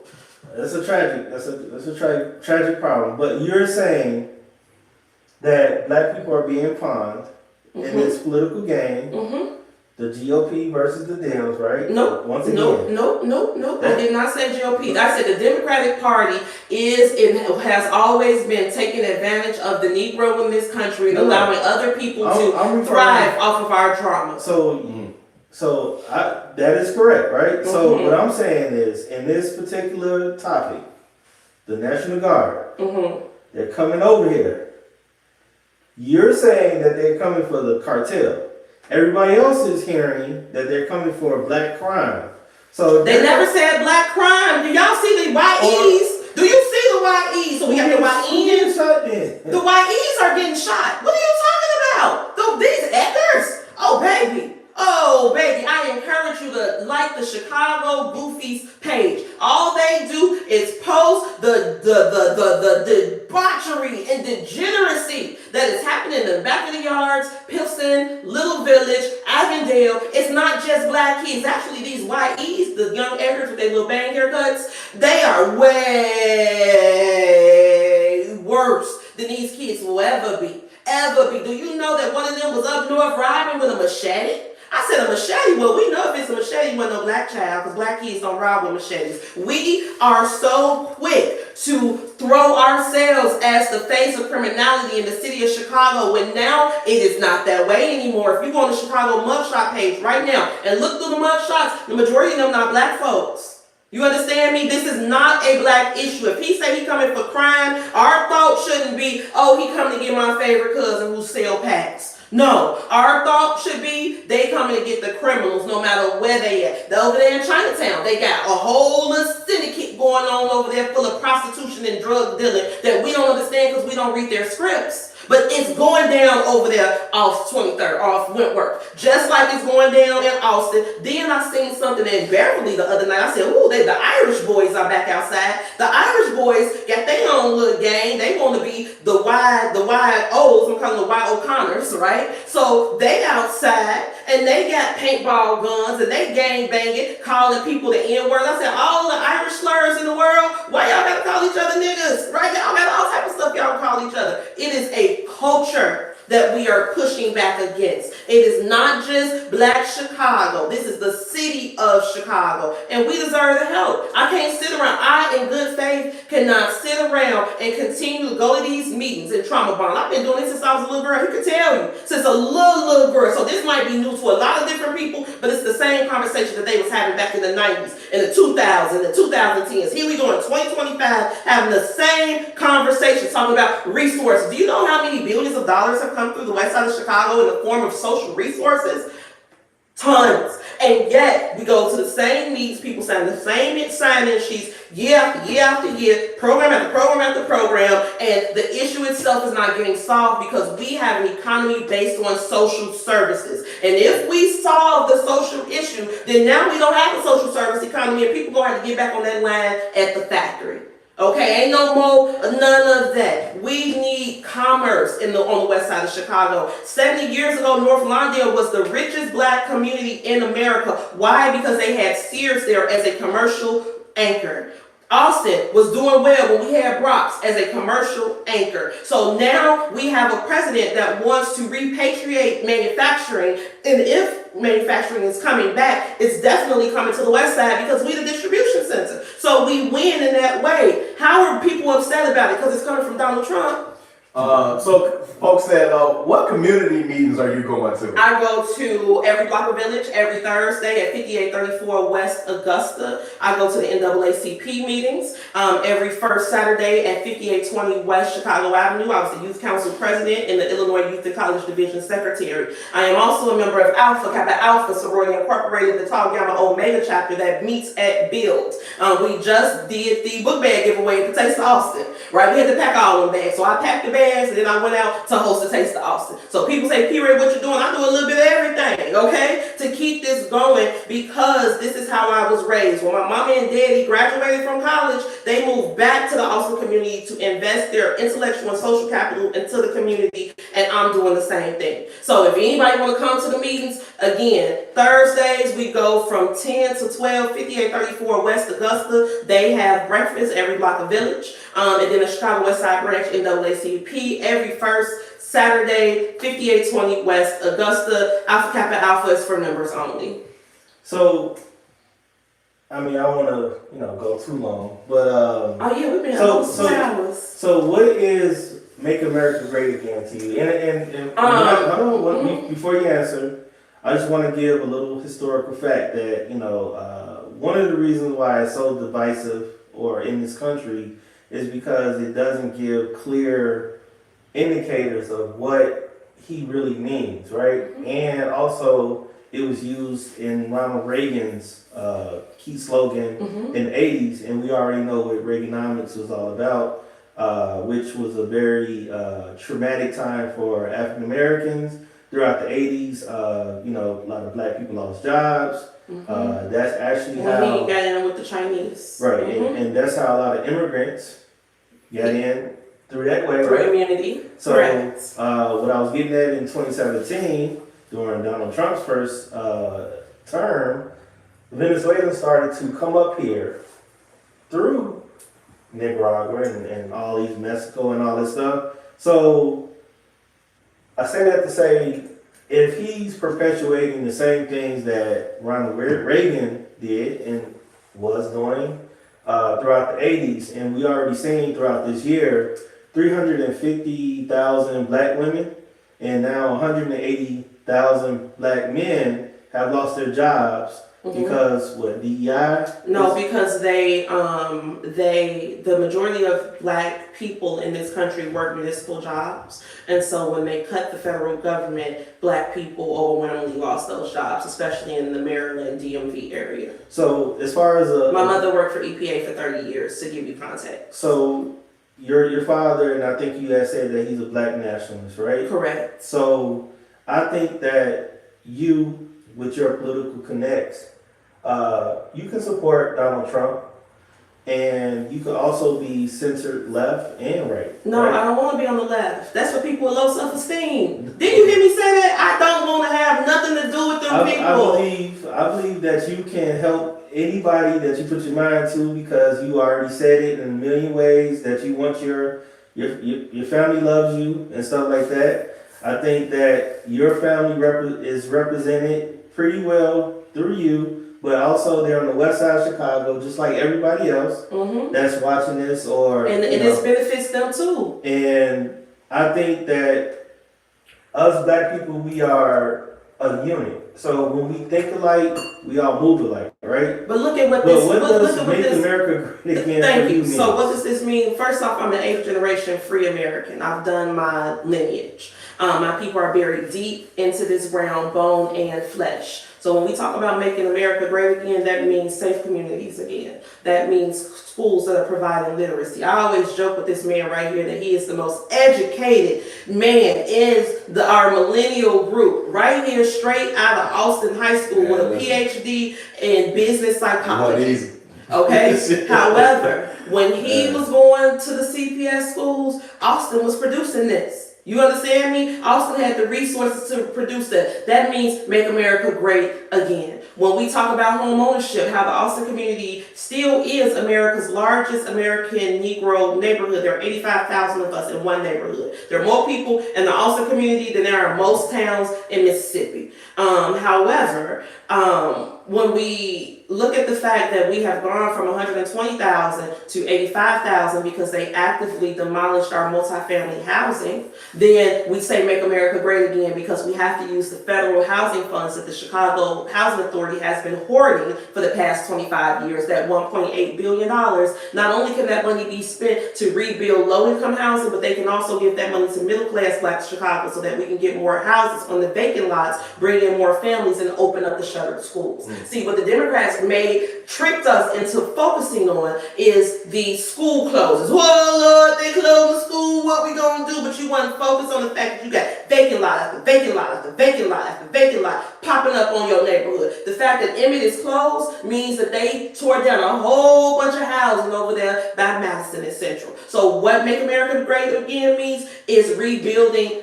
our community, using the money that has already been set aside for us. Then what Make America Great Again means is getting the 120,000 black families on the Chicago housing waiting list off that waiting list because they did not make the migrants wait one day till they got them in housing. But our people up there in Iowa don't nobody want to live in Iowa. That's what Make America Great looks like. What Making America Great looks like is not having international terrorist organizations coming through your community and laundering their money through your real estate market, making your people poor. What Make America Great Again looks like is not giving illegals a housing subsidy that is higher than Section 8 and market rate rent, which then forces landlords to put our people out of these units because they have to take the lump sum in order to pay the increase in their property taxes. That's what Make America Great Again looks like, because there is nobody more American than the Negro. We are as American as sweet potato pie, not apple pie. Sweet potato pie, because we at home, we are not immigrants. We do not owe any foreign nation anything because we are thriving in the greatest country in the world as the most educated black people, as the most safe black people, as the most secure black people, as the most healthy black people, as the most upwardly mobile black people. Everybody in the planet want to be like us because we are the embodiment of what a great America looks like. So that's what I want. That's what Make America Great Again looks like to me. It looks like Young, Gifted, and Black when we was little and they would teach you that song. You had to stand there and stick your little chest out and sing Young, Gifted, and Black because we had pride in ourselves. But this other stuff, again, ain't nothing but a pity party. Whoa, Lord. Now, people educated, got degrees, got houses, got all type of mobility, but you want to align yourself with the lowest people. That's not Making America Great. Okay, first, who's aligning themselves with the lowest people? We're trying to help the lowest They didn't people. ask you to help them. But They didn't ask you. That's ego. Nobody asked you to speak for us. That they did. They did. Plenty of people. I can show so many people. These people I don't know. Some of them I know. Hey, Andre, I do know him. Andre asked me to speak for us, okay? Twin asked me to speak for us. The people that said every block and village asked me to speak. The people at the NAACP. The people on WVON. This ain't the first time I've been involved with the White House. I've been doing this actively since 2017. So I'm new to you, but I'm not new to this game. And anybody that don't want me to speak for them, I ain't got to say nothing about you. This ain't about you. But the people who want better, we saying, come on, get better. I don't want to have no more pitiful conversations. The people did not ask nobody to say, oh, Lord, they need help. These people want to do this. They living how they want to live. And that's okay. But if you want to live like that, it cannot affect its society. What makes America great is our freedom. And the freedom only exists if there are harsh penalties for those who cause chaos in society and upset other people's freedom. So I think that you're speaking from your version of Making America Great. You asked me how I feel about I it. understand, but How I can't talk about yours. But that is not Trump's Making How you know? You ever talked to him? I have. More than once. So how you know? How you know that me and him didn't sit down and have this conversation about what makes America great? It's through actions, right? But you don't know that. It's through So all the actions policies that he puts in place. Funding the HBCUs, making black folks safe in Chicago, that don't make America The same safe. HBCUs that have white master names. What do that got to do with them understand. educating the majority of black professionals in this country? No. Let's stop right there. What do that got to do with them educating the majority of black professionals in this country? The names. You went to Roosevelt. Do what that mean? Roosevelt was a white man. I'm saying. What they got to do with it? What they got to do with it? Black people can get educated anywhere. They don't But have the majority to go to only the majority. 80% of black doctors in this country come out of the HBCUs. The overwhelming majority of Negro professionals in this country come through the HBCUs, and our president permanently funded it. Why you got an attitude about that? Why is that upsetting? There's no attitude. That's what I'm saying. Why can't you support that? Because you didn't go to an HBCU? No, I love HBCUs. So why did you just try to diminish them on the name? I didn't. You did. Well, what I said is that I think that through his policies and things like that, that it just is very divisive every time he opens his mouth. Because of people who want to be divided. Because think about it, you're not getting it through a regular filter. So if you are not, if you are not, Charlottesville. I was in Africa in Charlottesville. I was in Africa when all of that went down. And what he said was there were fine people on both sides. That's what he said. That's literally what the man said. There were fine people on both sides. Do you know that I kick it with Proud Boys? Like, do you know that one of my best friends is Proud Boy of the Year in Georgia? He's a black man. He only called those tiki torture people. He said there were fine people on both sides. No, he did not. So you want to bet? You want to bet? How much money you got? I'm willing to bet you right now that he said that there were fine people on both sides. You don't want to bet money because you know that you're not telling the truth. I'm ready to put some money of $50 right now. I got it in the cash shop. Look it up. He said there were fine people on both sides. My bet is that you run for Democrat. No, ain't nobody voting for no Democrat that's dead, baby. I'm telling you, I got high self-esteem. I never align myself with them people again in my life until I die. And my baby ain't gonna be no Democrat. My grandkids ain't gonna be one either. Because I'm gonna teach them that we better than being pitiful. Okay. I don't want, like I said, I don't want to go too long. But you have obvious, I'm not trying to dissuade you. I'm not trying to dissuade anyone from their political party.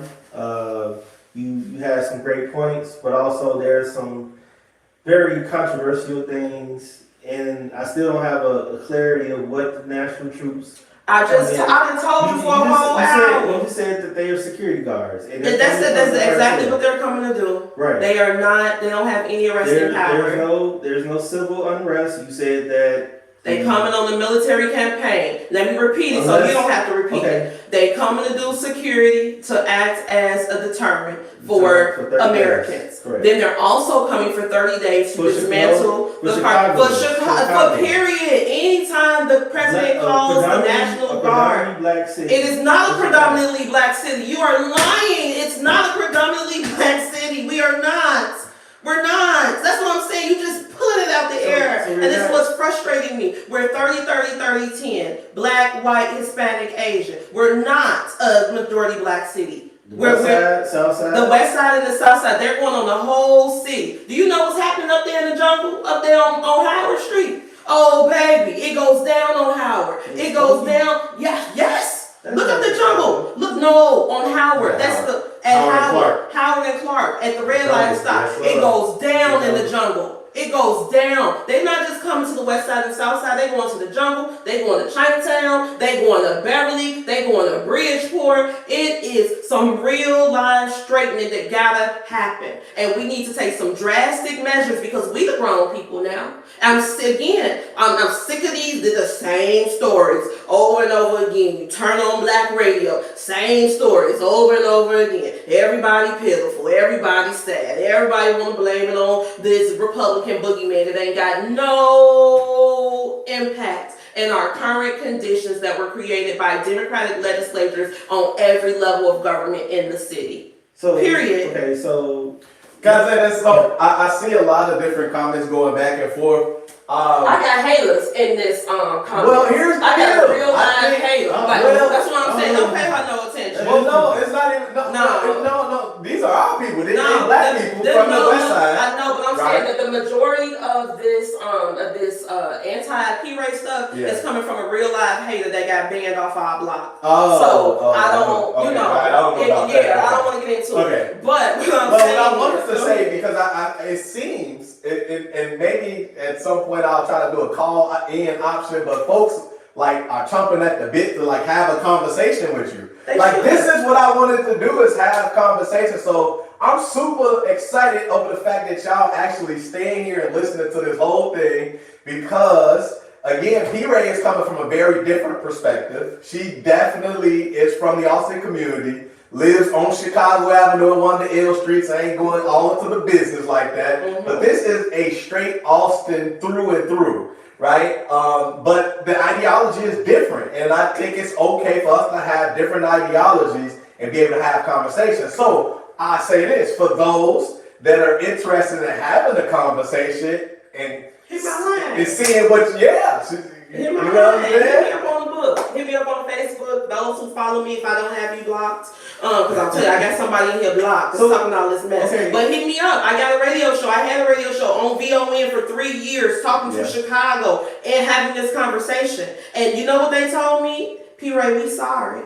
We are so sorry, P. Ray. We see now you was just trying to help us. We was calling up here and fighting you and calling you out your name, but now we really see that you was trying to help us and trying to teach us. People say, I can't sign your petition, but I'm sure gonna vote for you. I can't sign your petition because you know I got my money coming. They might put a fine on my bill because people are so afraid of machine backlash. But I'm telling you that there are more people out here who think just like me as I'm out here getting these signatures every day. They like, we've been waiting on something like this. This is what we're talking about. Because again, I'm not trying to go to the galas. The Democratic Party, I haven't been to the galas, okay? I've been going to my whole life. That's not impressive to me. I'm already in the circle. What they call boule, I am that, okay? Second generation. As I told you the other day, twin, I'm not impressed by college degrees. My mama and my daddy got one. That's regular. What I'm saying is that because I'm not aspiring to be in these social spaces, I have the luxury of seeing beyond it.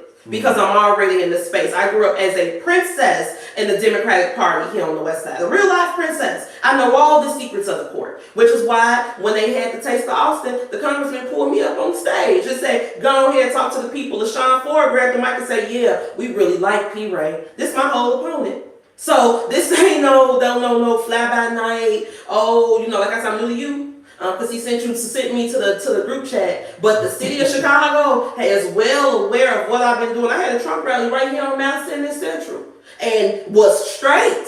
Guess what? I went and talked to all the guys up there at Capitol Hill and said, I'm on my way. They said, come on. And when the people came to harass me, they came and took the flags out of our hand and said, now come and harass us. Because we told her she could come right here. I went on 71st and hosted with them guys out there. They say, what is you doing out here? I said, I'm trying to register people to vote. They say, you cool with us. So the people know what we need, but what they say on Twitter, and I'm really starting to see it now, is that what they call boule, which is what they call educated black people, you know what I'm saying, stop calling us that. But the boule is so married to the idea of access through the Democratic Party that they're able to overlook all of the fallacies because everybody just wants to be able to sit in the room. And I'm going to sit in the room anyway. So that's why I can see this differently.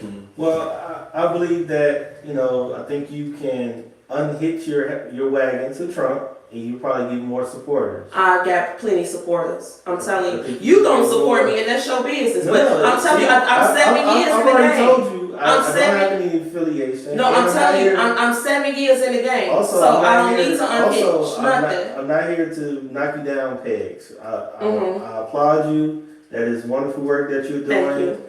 Being on Fox, News, although, they're very conservative. But they're good people. But, I'll be on that tomorrow, by the way. But I believe that, we as black people, we are who we are, right? And we think the same, we think the way we think because of slavery, right? And I think it's just passed down. Because of conditioning. Passed down trauma, and we all... But we don't all think the same. Yes, we do. No, we don't. Me and you sitting right here. I'm a Negro woman, you a Negro man. I don't think nothing like you at all. We're not a monolith. You said the words Fifi and that you like to party and things like that. Yes, I do. Release the twerkers. And I think us black people, we can all relate to one another. But I think that we all can come together as a party. And you said your father was a black nationalist. I think we need to resurrect that type of party and have our own party. I don't think you need to be on the right or the left. That's just my ideology. I identify as independent. I believe he identifies as independent. I think that, Trump's words have been very divisive. And, I think he says a lot of things that we can, scratch our head and be like, what the fuck did he say? Son, hey man, it's up in the comments. I don't care. I don't care. Tune in to Fox Business tomorrow. I will be on the Liz McDonald show. Go ahead. But one of the things that, we talk about our flip, right? Why was there a flip? You know? Can I tell you why? There was never a flip. You asked why? Because we were terrorized into joining the Democratic Party when we came to Chicago. So then, this wasn't organic. Okay, our flip is our flip, but why was there the other flip from the other side, right? I'm talking about us. When our people came from down south, they were black Republicans. Literally. So, if you do, I'm gonna give you some homework. I want you to look up, there's an article called The Murder That Chicago Did Not Want to Solve. It's about an alderman named Ben Lewis, who was the alderman of the 27th Ward. He is the last alderman to be murdered in office. They found him in his office over there on 16th Street, handcuffed with a lit cigarette in his finger and 2 bullet holes to the head. So he was like this. Now, the reason I'm mentioning Ben Lewis is because Ben Lewis was a black Republican here in the city of Chicago. He was raised over there in Jewtown. And so he got in good with them. They said, come on, man, flip. And then come on the Democratic side. They made him a committee man, then he became alderman, and then he was going to become a congressman. But he was thinking about telling the people we need to go back to the other side because this ain't working for us. And they put 2 bullets in the back of his head. So when we talk about our people being Democrats in the city of Chicago, you have to understand and acknowledge the amount of terrorism that the machine engaged in. It took an act of Congress, a decree called the Shackman Decree. Are you familiar with that? Yeah. Okay, so the Shackman Decree literally had to come out because of the terrorism that was coming from the machine. So we can't say that we are all happy Democrats if something like the Shackman Decree exists. Well, like I said, I'm not trying to dissuade you from that. What I'm saying is, if you just ran as P. Ray, a black nationalist, I believe that you can get support on both sides. I believe that. Why do you think I'm not getting support on both sides right now? Because you. I am though. Okay.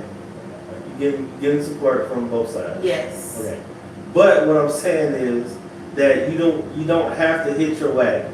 And I hear you, and I'm telling you that this is what's working for us. We are a part of this Make America Great Again movement. The president gonna be the president to 2028, whether or not Negroes like it or not. So we need to go in like the Mario bonus round and scoop up as many coins as we can before the music stops. What would you have done had Kamala got it on? I would have moved back to Senegal immediately.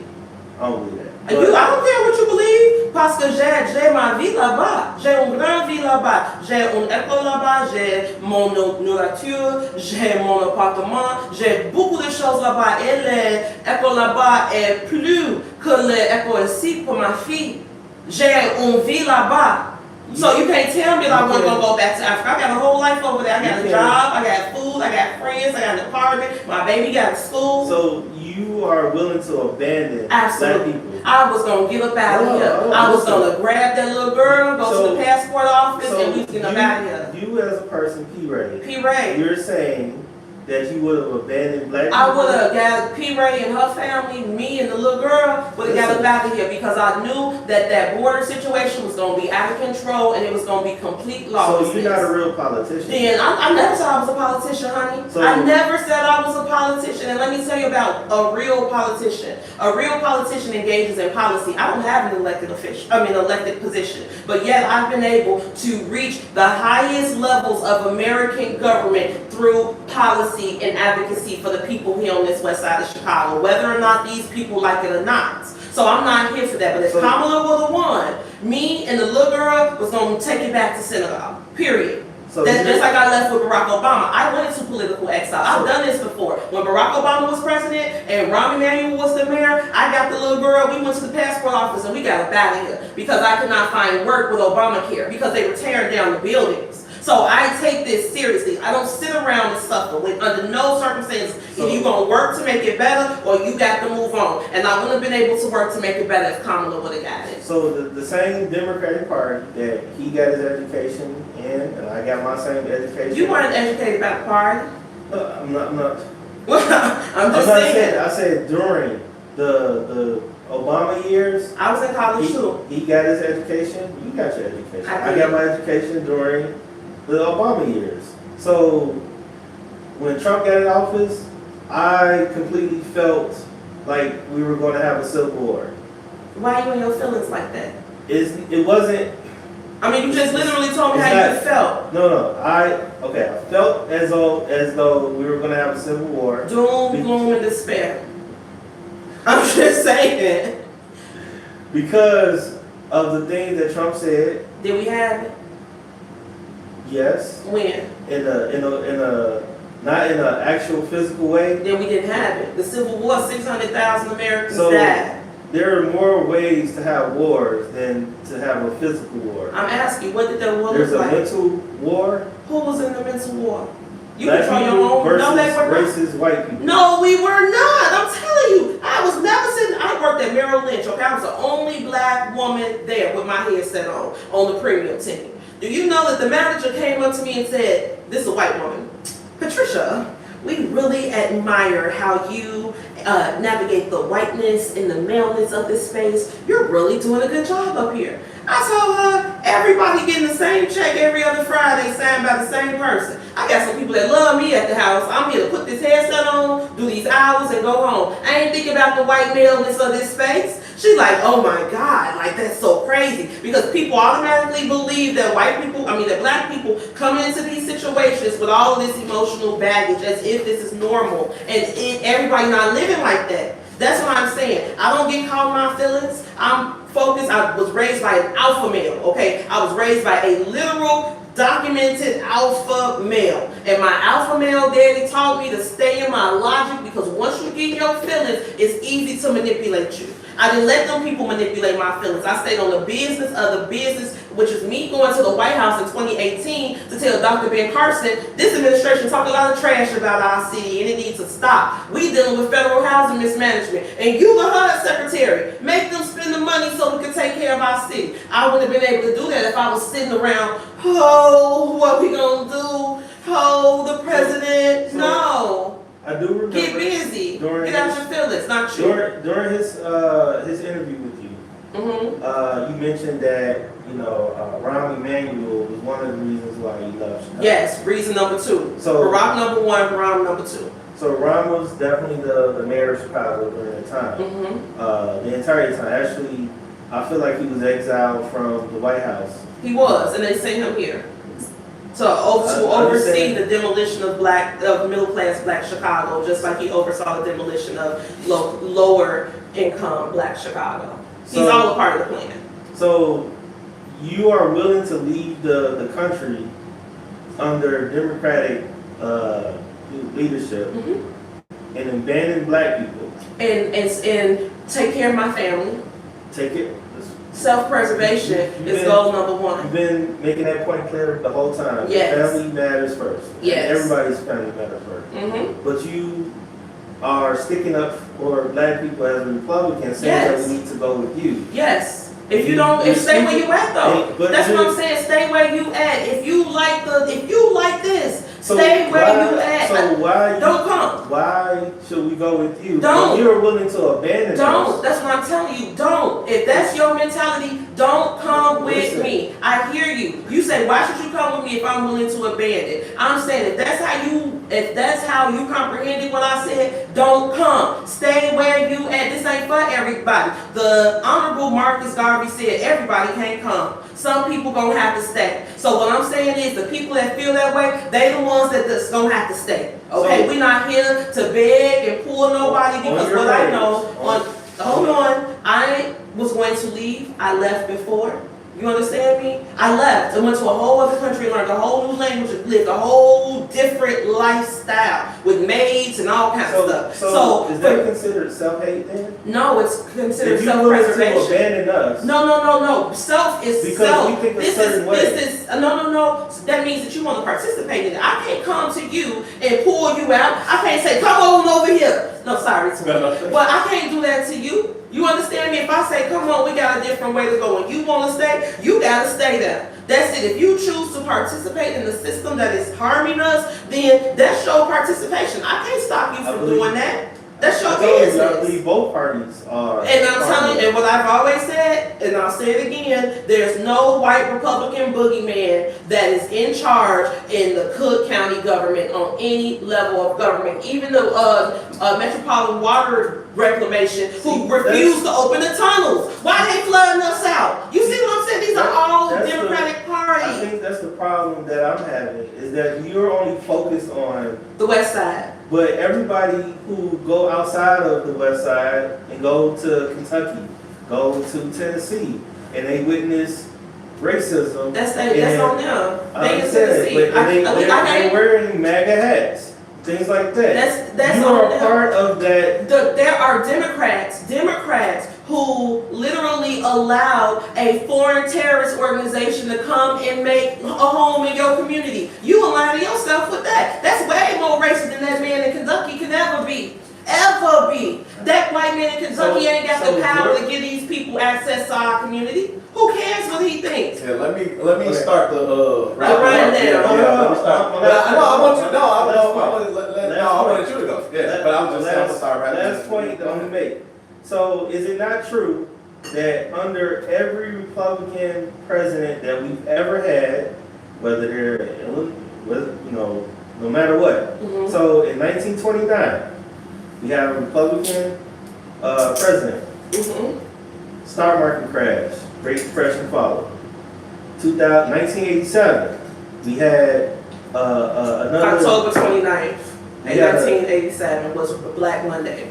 We had another stock market crash. Another Republican president was in office. Mm-hmm. In the early 90s, we had another Republican president and started the war in Kuwait, right?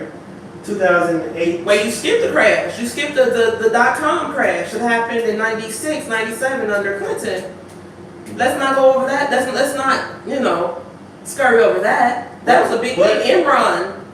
The Enron was in the early 2000s. Right, that was the end of Clinton, the beginning of Bush. That started under Clinton. The reason for the Sarbanes-Oxley Act was because there were a lot of Republican people that was benefiting from. Was it Republicans or were there investors? That wasn't a platform of the RNC.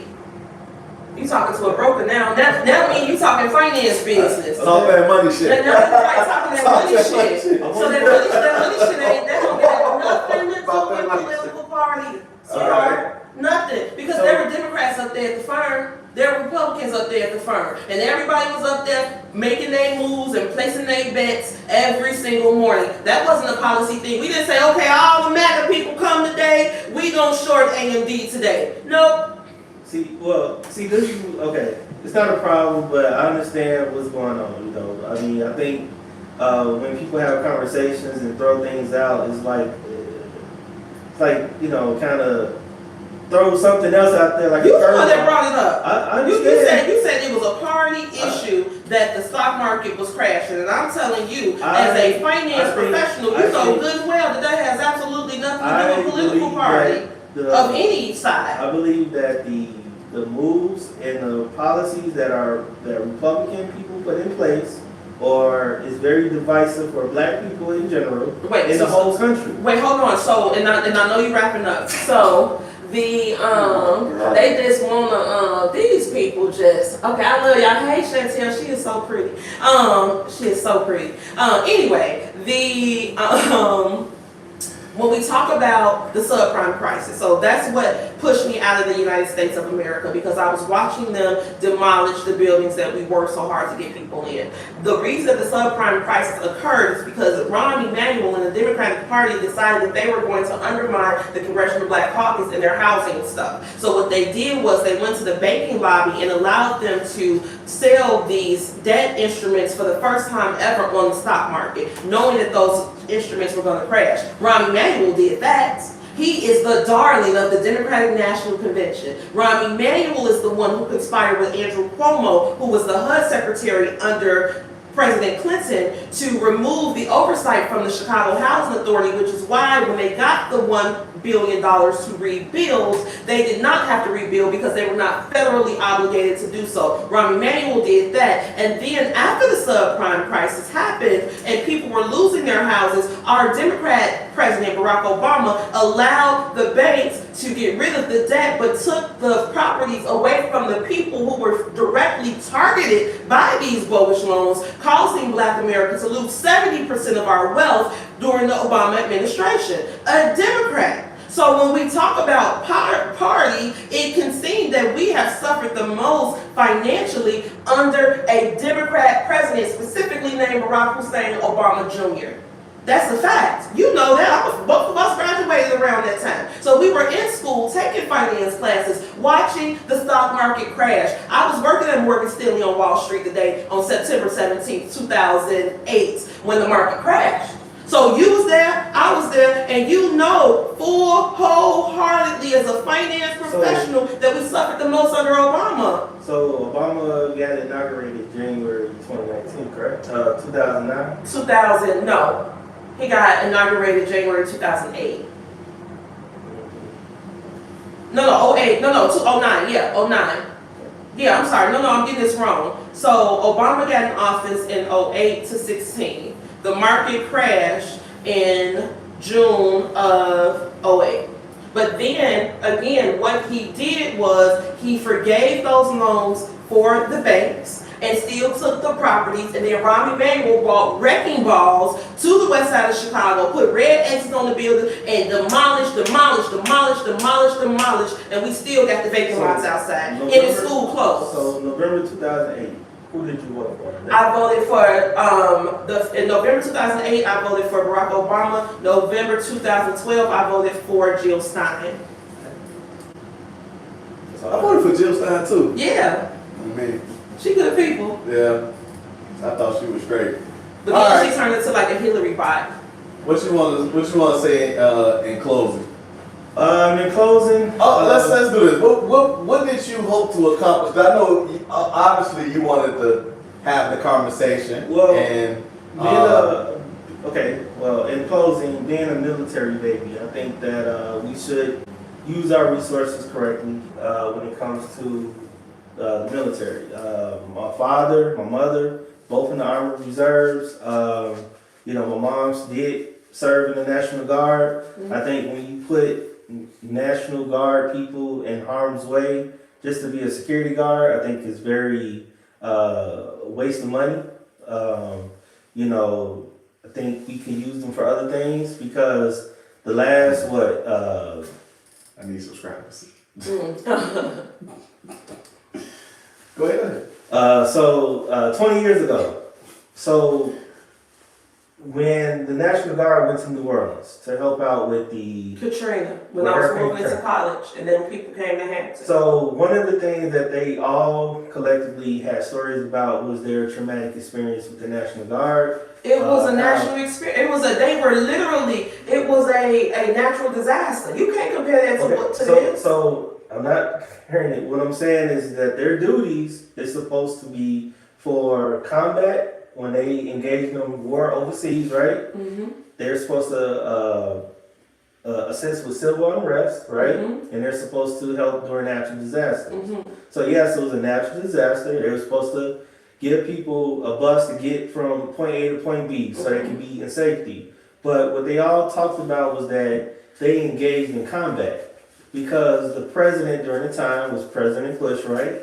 That during the media, Fox, and a lot of people that were there, they all said that they started using these words. That refugee. They were looting, they were stealing. Mm-hmm. When all of them said that they were here trying to survive.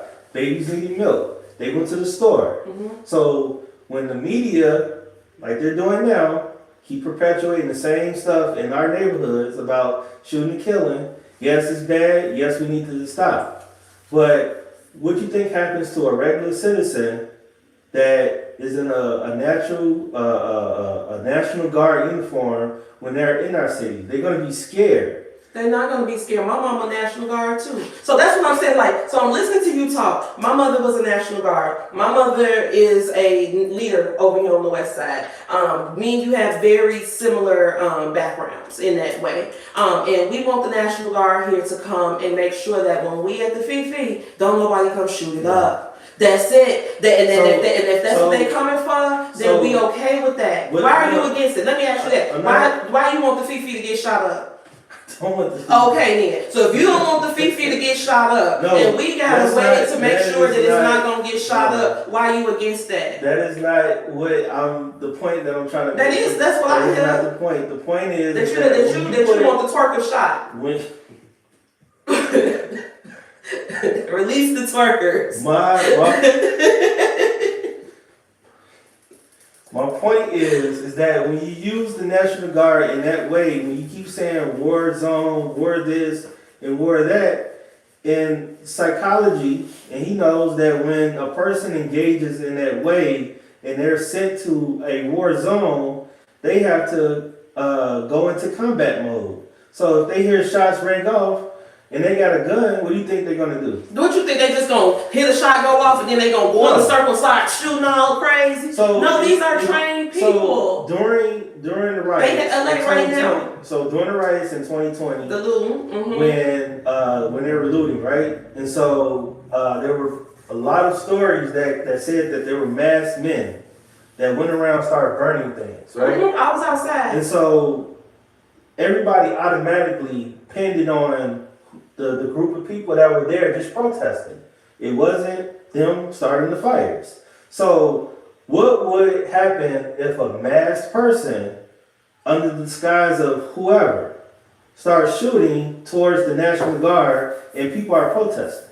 Then that's Because you already know that they're going to be I don't protesting. even, like I said, they're gonna be protesting, yes. If the people out there So- they start shooting at so the what National Guard, happens- they're gonna respond. Baby, I'm not a psychic. I I don't don't use my understand psychic that. So abilities to who- think on the lowest level. So who I'm would trying to be, figure out the Powerball. so who would be accountable, held accountable That if it goes left? if it goes left, then the federal government has to be held accountable. These are federal troops. So you're they saying have the Donald training. Trump- If it go down in the city of Chicago, So you Donald said- Trump is going to be held accountable. So just like the make troops are in America- LA. Just like the troops are in LA right now. They there right now. And I'm sure you on Twitter. I don't see people in the LA saying, oh my God, this is so terrible. I got people in DC right now because again, I went to Hampton. So I got a whole bunch of friends in the DMV and all of them are happy why not- that the National Guard there. So if Only Negroes if who the want to be mayor- traumatized are against it. The mayor said, thank you, we happy. So- Mario what's her name, Bowser? Mario Browser literally just said, thank you so much. This went better than we expected it to. I would disagree that she was scripting, but that's a whole different So story. now it's a script. So she I- said it because it didn't align with what you wanted it No, to say. it was just off base. No, it's not off base. You how you know didn't- better than her? This her city. This her city. She watching it there. Not only is she happy, but other black people in DC are happy. And you sitting here on the west side of Chicago saying, don't none of that matter because it don't align with what you already got in your brain. What I'm saying is No. that the money that the mayor is asking for to reinvest in the community, he's asking that. He's literally said this on whatever. I've watched news- it. He's saying this, and they tried to make him say other things. Would it be better if it was 5,000 people or 5,000 police. And he was saying like, it's not just that. I want to have this, and that, right? He's saying this, but everybody's saying no. It's a shithole place. And he's telling you, crime went down 30%. Went down 35%. It wasn't no shootings in the Austin community this weekend. So I know that. You understand me again? I live with no shootings in So- Austin, with no shootings in Garfield Park. So okay, so we know that. If he's the president is saying that he wants the National Guard to come here under the context of crime, and you're saying that they're coming for the cartel. So we Are the cartels not as an committing crimes? American citizen that's taxpaying dollars, what would we rather have? I don't know what you would rather have. I want safety and security. I want this heroin to stop being sold off So you want them to I'm tired of looking at people leaning and So you rocking want up there them on to Lake do and both Laramie. the jobs. Yes, they can do it But all. they cannot police. And they cannot make arrests. I said they do not have arresting power. So why not So give they the are money? here to be a deterrent. So why not give the same money? Because they don't that- want to.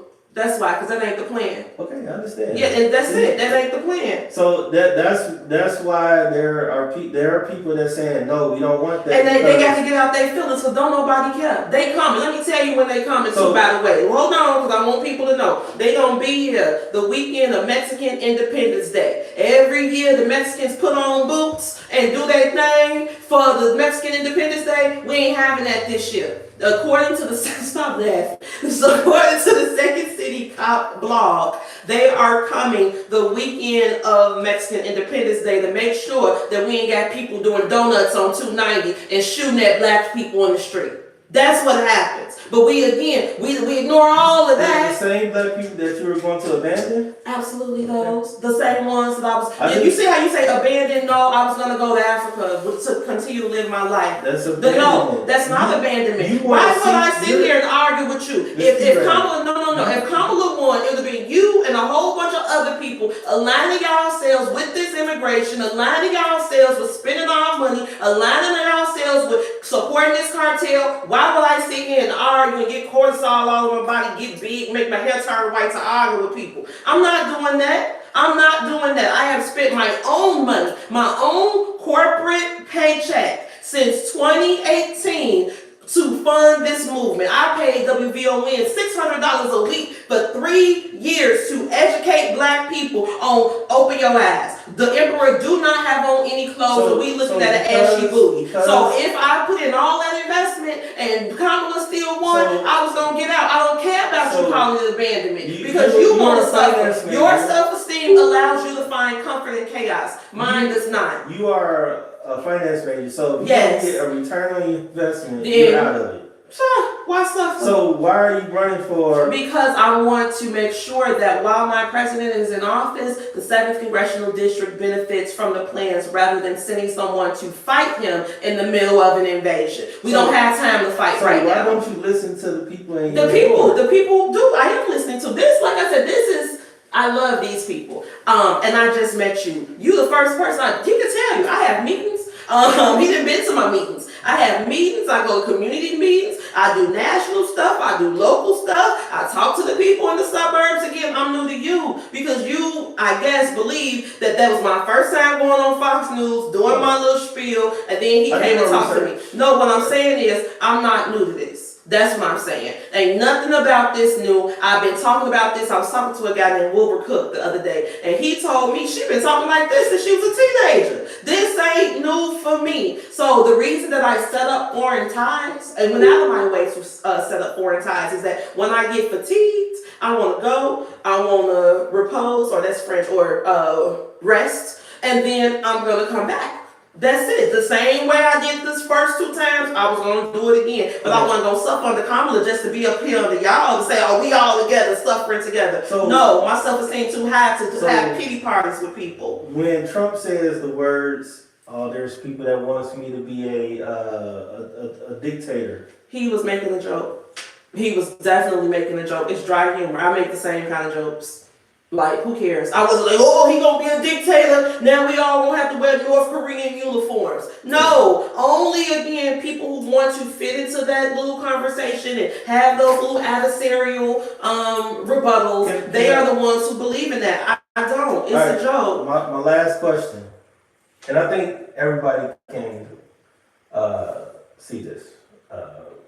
Did you watch Seinfeld or Living Single? Living Single. What you trying to make a joke? Did you watch Seinfeld and Living Single? I'm a black woman that lived on the west side of Chicago my whole life. Do you understand me? I went to St. Catherine, St. Lucie of Siena with a black Jesus and an afro on the wall. You understand me? My people are so pro-black that they brought their college degrees back to this hood. My mama wrote her dissertation. Oh, hold on, because that was disrespectful. And I want you to really understand how we do this. This is not no game. Don't nobody got to do this for clout. I can go put a headset back on and go back to making my 6-figure salary, but I had to leave all of that alone, leave my investment licenses on the table so I can continue to do the work that I am doing here on the ground. That's it. What kind of question? If I said my mom and daddy didn't let me watch TV, then what would have been the conclusion? Nothing about what I would have said changed. Nothing about the authentic black woman that I am on this west side of Chicago would have changed. It don't matter what I watch. It don't matter doing nothing because I live right down here off Chicago Avenue in Laramie, and I'm living this. I am living this every single day. And what I did is I prayed and I asked God, Lord, please give me some kind of way to figure this out because I can't do this. Because again, I've been doing all this political stuff my whole life, and all I can see is it getting us to the same end result, which is chaos, drama, and degeneracy.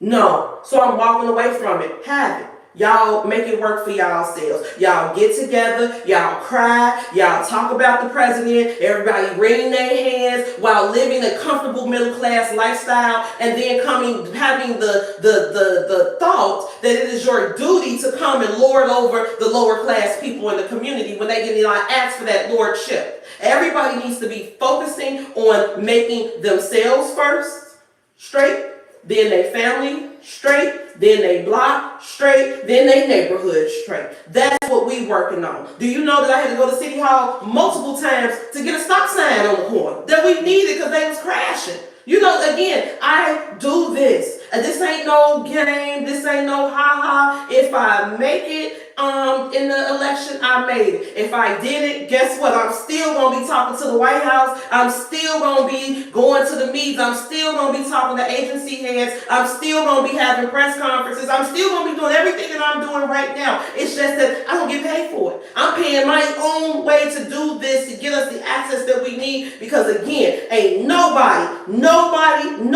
talking about me brought $464 million to the West Side like I did. Nobody. So please, do not try to inauthenticate any part of me being a black woman on the West Side, especially through TV shows. Because I watched Old Train when the cartoons went off. You understand me? I do this. I live here. I want to live here. All right, so P. Ray, you got your new name is ISIS. All right, so you got a lot of folks, right, that is so they look. We need a part 2, 3, 4, and 5. All right, as I mentioned earlier, right. So this was the first time that I wanted to do something like this, just because Terrence T. Knight is in the group chat. P. Ray had a video explaining why we needed military intervention. I suggest some of y'all go watch it if y'all are interested, so y'all can know how we got here. Anyway, shared that to the group chat. T. Knight said, man, I want to talk to her. And I said, you know what? We rarely have conversations with opposing views in our community because so many people just don't want to have the conversation. So that's what we did today. When you're on opposing sides, it turns into a debate. And what I can see from the chat is that a lot of y'all were entertained and would like to have a conversation. P. Ray, as she mentioned earlier, is available. You know, she does have a page that you can go to. She also, I don't know if you'd ever like to come do this again. But absolutely. I would love to again. The Rutues Center is available for these things. We look, my thing in our community, right? And I can say this. I will not. Hold on, I'm an opportunist.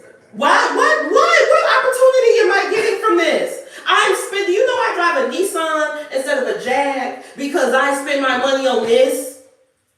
What opportunity am I getting out of this? You understand me? That's what pisses me off. People who contribute absolutely nothing to the community runs their mouth and try to diminish the work of other people because they don't have the skill set to do it themselves. Like they say in BMF, wish me luck.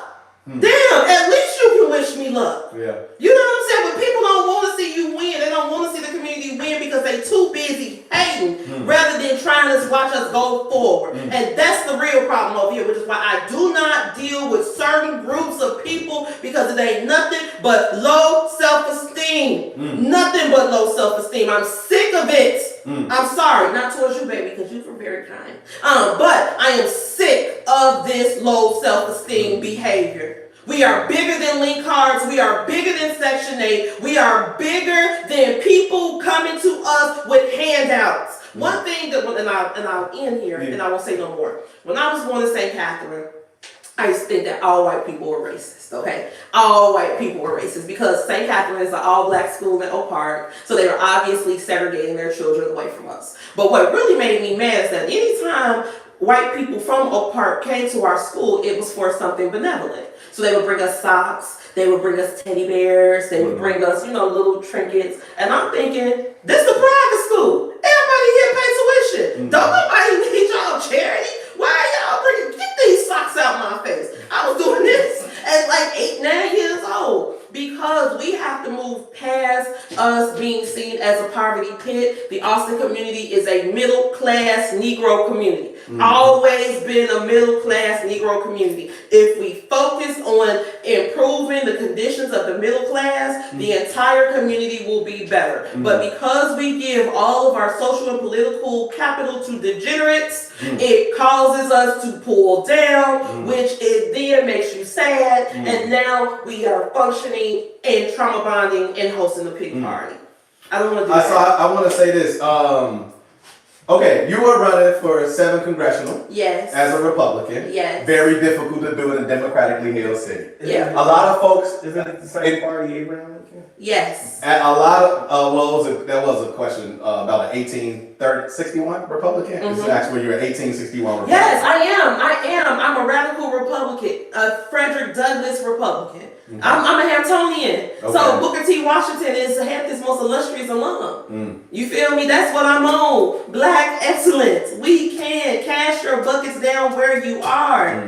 Do what you can. Stop talking about what you can't. Everybody got a piece in the hood. You understand? So I can go to City Hall and talk about what's going on the block. But maybe my neighbor can't do that, but she can watch my daughter. You know what I'm saying? They can make sure nobody's stealing my Amazon packages. So everybody got a purpose. Do your part and stop trying to quantify what other people got going on. So I wanted to ask to that point, a lot of people said what you said is rooted in selfishness, like the focus is on your family or your cousins or not That's about my inspiration. Right. So they said it's like not about the entirety of the community or the us, right? And the us for you is the 7th congressional, which extends from all the way to the western suburbs to the financial district, all the way out south to the lake. So, right, yeah, I should have would have reran. I should have put the. So the question is for you in closing. You know, how do you tell the folks that's on here saying all of those things in regard of your selfishness and it's about your family and only about you,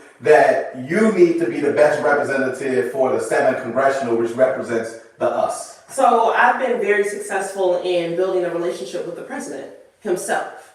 I talk to people in the White House myself. When we have issues, I know who to call. I know what to do because I've been building this relationship not only through the Trump administration, but getting trained by Congressman Davis himself in his office. So I was the heir apparent until I decided to switch sides. So the running joke is we trained this girl politically for a white man named Donald Trump to come steal her away from us. So I know the job. I know the role. I understand federal policy. I understand how federal mismanagement has gotten us into the situation that we're currently in. And it's not a slight against the congressman because he wakes up to go to work every single day at 85 years old. However, he's been focused on the agenda of the Democratic Party, which has kept us in a way from advancing as we should. So we already know what aligning ourselves on the congressional level with the Democratic Party gets us, and that's not great results. It's time for us to move on, to find something different, and that's what I want to go to. I want to utilize the power structure as it currently exists so that we can improve our outcomes rather than going up there to fight. We don't have time to fight in the middle of an invasion. We in the middle of an invasion right now, and not just the Venezuelans. Like I said, Al-Qaeda is here too. We gotta be sure that we are able to make sure that this border is closed. So the border is not in Texas, the border is on I-290. And we gotta secure that because nobody deserves to die of overdoses. Nobody deserves to be shot. Nobody deserves to have a narco town leaning, rocking, falling all out. We don't want that anymore. We deserve better. This is a beautiful neighborhood with beautiful people. I don't disagree about that part. You know what? One person said, what would you say to Gen Z? Gen Z is actually hyper conservative, if you could believe it. They've done the they've been doing the polling. What I would say to Gen Z is that having a social security number right now puts you at a disadvantage in the state of Illinois. Because J.B. Pritzker just signed for illegals to get financial aid. So what you doing the FAFSA for? You understand me? So I will let them know show that there are things that are available to people with social security numbers and people without. And I would show them the difference and ask them, would you prefer to have a social security number in America or not? And they was, of course, say, I don't want to if I can get link, a house, free school, all that kind of stuff. And I would remind them that their ancestors fought very hard for them to be in this space, and we have to honor them by fighting hard for the American people. Because they young now, but they gonna be the grown people too. Yeah, they up next. Johnny Biggs. Oh, no, he didn't have a question though. He just said he knew up part. I told him. I don't care. Yeah. I know. Yeah, he said I've been off the reservation for years. See, he ain't lying. I'm telling you, everybody know I've been done with this, but I still hang out with the congressman. His birthday coming up. I'm going to the birthday party. Yes, eating the cake. You know, because these my people. This is not personal. This is policy, and that's one thing I love about the West Side Power structure. Because again, all these people are my political mentors. I still party with them, but they say, "Man, girl, you on the wrong side." But we appreciate what you're doing. They tell me all the time, "We appreciate what you're doing because you make it easier for us to go get what we need." We just say, "You hear that Republican girl and what she talking about? You better give it to us before they leave us." And it's working. It's leverage. You know, one of the things, that, and I just want to add this to the conversation, that I wish that we could do as a people is understand that we are given based off the way that we vote, right? And if we carelessly or just what's the best way to say it? Just Haphazardly. Yeah, just go to the polls, right? Not even that, like carelessly, because I've always said this, right? I just felt like, you know, being a black male in Chicago, it's just meant for me to be a Democrat. Like, nobody ever told me why. I'm not saying that I understand the party of support and liberation and the reason why most of us are on the side of the Democratic Party, but I just wish one time in my life that we as a group of people threaten them.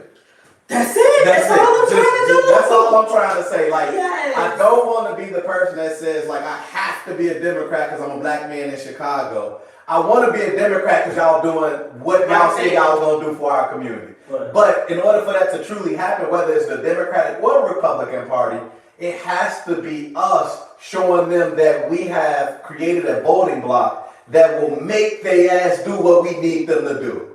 And I just feel like, you know, you can kind of play with us because we don't have that right now. They know we got blind allegiance and loyalty. And so they have to offer us nothing. If you go back and you read Mayor Johnson's election page, I used to read it on the air. And I would tell the people, if you not a migrant, if you not an immigrant, he ain't got nothing for you, okay? Tab after tab after tab after tab was nothing but what he was going to do for them. Now, that's not me saying I was going to vote for Paul Dallas, okay, either. I actually put in a blank ballot, and then I tried to trace it through the election system, and there ain't no blank ballot coming out of our out of our area. Yeah. I digress, and somebody probably filled it in. But I say that to say that we blame a lot on Brandon, but we also need to start pushing it back on JB as well. Because even if Brandon was to end the sanctuary city policy right now, we still a sanctuary state. So all these people still will come up here and it will still affect the bottom line of the state of Illinois. So this is a party issue. This is a party issue. This is a party issue. And they are focused on immigrants. And every time they say immigrants, they say not you, Negro, because we are not immigrants. The Democratic Party is not talking about us. They are going out of their way not to talk about us. This is why affirmative action. People's mad at my Donnie for getting rid of affirmative action when the Negro only benefited 4% from it. The people who benefited the most from affirmative action were white women and gay white men, and then the immigrants. DEI, the same thing. That was a way for white men to find minority status in corporate America. You understand? We have to have these real conversations and understand which party is putting us in these situations. And that party is the Democratic Party. If you gotta have self-esteem, even if you never support me, you never support Donald Trump, please, for the love of God, get away from the Democrats. Please. I mean, I just think that, we should have our own party. That's how I've been saying it for. I feel like there's a black nationalist party, isn't there? It's somewhere around the I believe country. it was this song and Black liberation or something. I feel like I've seen, but I had to do research on it. So. I think we should resurrect it. I mean, We should, but who gonna lead? You know, what's our issues? Man, come on. what you mean? What our What's issues? our issues? We can't even sit right here and You come just to a stated our conclusion. issues. No, I'm just saying. You But said you you said speak that for you us. said that you ain't on board with it. So if I start No, and it's- if it wasn't no, MAGA, no. if it wasn't MAGA, and it was just Black Liberation 7th Congressional I District. said I'm neither left No. or right. No. You said, you said that you were not neither left or right, but then you also said that because of what I'm talking about, you couldn't align yourself with. So if I said if we cut off Donald Trump completely, and No, we I were said just that Black because you Liberation, said 7th If Congressional you're going to District. abandon you- us, why would we go Sweetheart, to I said that if I didn't say I was going to abandon. I said if you said what would you have done if Kamala came? Yeah, I you said said- I would have left because I wasn't a That's politician. abandonment. No, that's not. you? You're That's trying to speak for us. but no, you're- I wasn't speaking. That's what I'm telling you. You are talking more than you are listening. I never said that I was representing us when we left. My whole movement was Chicago Red. And he can tell you, Chicago Red made some stuff shake. Now, at the end of that, if Chicago Red was not successful, I had a backup plan because again, I got the headset so I can go anywhere in the world and sell stuff as a stockbroker. And I also speak French. I can go anywhere in the world and work in some foreign banks. But I was going to take my talents back to Senegal because what made me come back to America in 2017 when I was thriving overseas is the fact that I told myself it does not make sense for me to build a thriving life in a foreign land when I got work to do at home. So I've been in the United States for the past 8 years, going on 8 years, 7 years, when it's year of completion, and now the role is completed. We've done the work. We are now here. We got the leader in place, and again, win, lose, or draw with this congressional stuff, I'm still gonna be what I'm on with my Donnie because I've been making these moves for the city of Chicago, Congresswoman or not. And nothing against these people, but they ain't getting no invitation to the White House. You ain't get one, you ain't get one. I done got one 4 times to go up in there and talk about stuff. Ain't nobody else get pulled out the crowd at the rally and they say, UP Ray, yeah, go to the back. Why? Because the president want to talk to you in the back. So I'm in the back having a conversation with the president of the United States, just like this, telling him what we want. Last Thursday, I'm up in Barrington with Donald Trump Jr. Same thing, walk up to him, Mr. Trump, how you doing? Patricia Ray Easley, your daddy was talking about me, I'm the woman in the red hat. Let me tell you why y'all need to come here. They selling all this heroin off the, he said, $2 billion. I say, yes. He said, no, what? I said, yo, you better tell your daddy hurry up. Tell him hurry up. We on what we on. Can I ask? I mean, because you had said earlier that you have sources. Sources. Okay. Are these like sources that we don't have access to? Yes, absolutely. Okay. So, as a people, how do we know that there's? Don't believe me. I mean, I'm not. Don't believe me. That's it. I'm a stats guy. That's all I I'm love gonna tell stats. you. That's all I'm gonna tell you. I love And stats. so the I wanna heroin know. highway, if you can look that up, and I'll send it to Deondre. I'll send it to you. The DEA has written about it. Time Magazine has written about it. The Chicago $2 billion. $2 billion worth of almost $2 billion worth of heroin is sold off the heroin highway. Oh yeah. Okay. Oh yeah. This ain't no joke. You laughing? I'm dead serious. I'm dead serious. Ain't nothing funny about this. The 290. I mean, you got to think It's about the all the heroin 290 highway. though. It's I've connected always to the heard western suburbs, the far western suburbs at that. This has been All through the West heroin Side, all the way highway through for the loop, 20 so. plus years. No, it has Yeah. not been. Well, I guess Time Magazine wrote about it in 2012. So almost 20 years they have been publicly talking about this. Time Magazine did a large expose about this. The Chicago Sun-Times has written about this. So whether or not you choose to do the research and get those facts have absolutely nothing to do with the facts as it stands. And that is that they are trafficking all of this heroin right here. Right here. I just believe, and it's just me, and it could be others. I just don't believe like sending them for 30 days as a deterrent or whatever. Well, they're then gonna we'll do. see what don't work. I We're just gonna try something. I- What we supposed to just sit here and No. sit in front of these cameras and have conversations? There Ain't are nothing other, supposed there to are other change. solutions, but What's but the other solution? It's not for me to address. I'm just saying. But it's for you to diminish. But it's for you to diminish the I'm solutions that I'm are out asking- there. So the initial question was, I don't believe that we should have the National Guard here. What are they going to do? What happens next? who's responsible if shit goes left? We just said that. That's the feds. Right, and that was the only questions I have. So as far as solutions, why aren't there solutions being said in Fox News during your 56 seconds of? I was on there air? today for 8 minutes. Stop playing with me and diminishing me. That's strike number 2. Now we talked about this. No, so we talked about he this. did not share with me. Oh no. Me and him do some coaching. He didn't share with me. I didn't know. I'm not following you. As far as on your page. No, you just said with your 56 seconds because No, you saw a clip. the You saw a clip. 56-second clip. Those clips, I'm on Fox. When I'm on Fox So News, why I'm on not- there so- for more than 56 seconds. Right, But you said that to diminish me. Go ahead. You're putting those out. They're on your page. Correct. I didn't. No, go ahead. They're Finish your point. on your page. Finish right? your point. So you're basically putting things out there as if we are a war zone. I never said we were a war zone. I literally only talk about the heroin highway. That's it. That's what I came into this about. But your president, your Donnie, It's the heroin highway. different. It's narco, baby. Do you understand what a narco town is? Do you understand what the cartels are doing? So what they doing over here is connected to Arizona, it's connected to Texas, it's connected to Jalisco, Mexico. This is a military operation. I don't know why we can't understand that. So you're saying that it's gonna stop? They're gonna do their best. They're gonna do their best, and Congress might authorize it to make it go another 30 days. If Congress authorizes that they can stay longer than 30 days, they can, depending on how the mission is going. And I want the terrorists gone. Okay. That's it. These are terrorists. I just want Terrorists. to record that No, I mean, it's on record that these are terrorists. you And that the terrorists, I just said it, we said it, we just said it. How many times we gotta say it? Because you are trying to trip me up, and this is what's frustrating me. We've said it, we have made it clear, they are coming here on a military campaign because they do not have arresting power. That is a complete sentence with all of the facts needed. Whatever questions you have, I don't know. So I don't know. Say it on Fox? I do say it on Fox. I literally said it today. So why aren't there solutions? I don't know. You got it. All right. I just want to put it out there.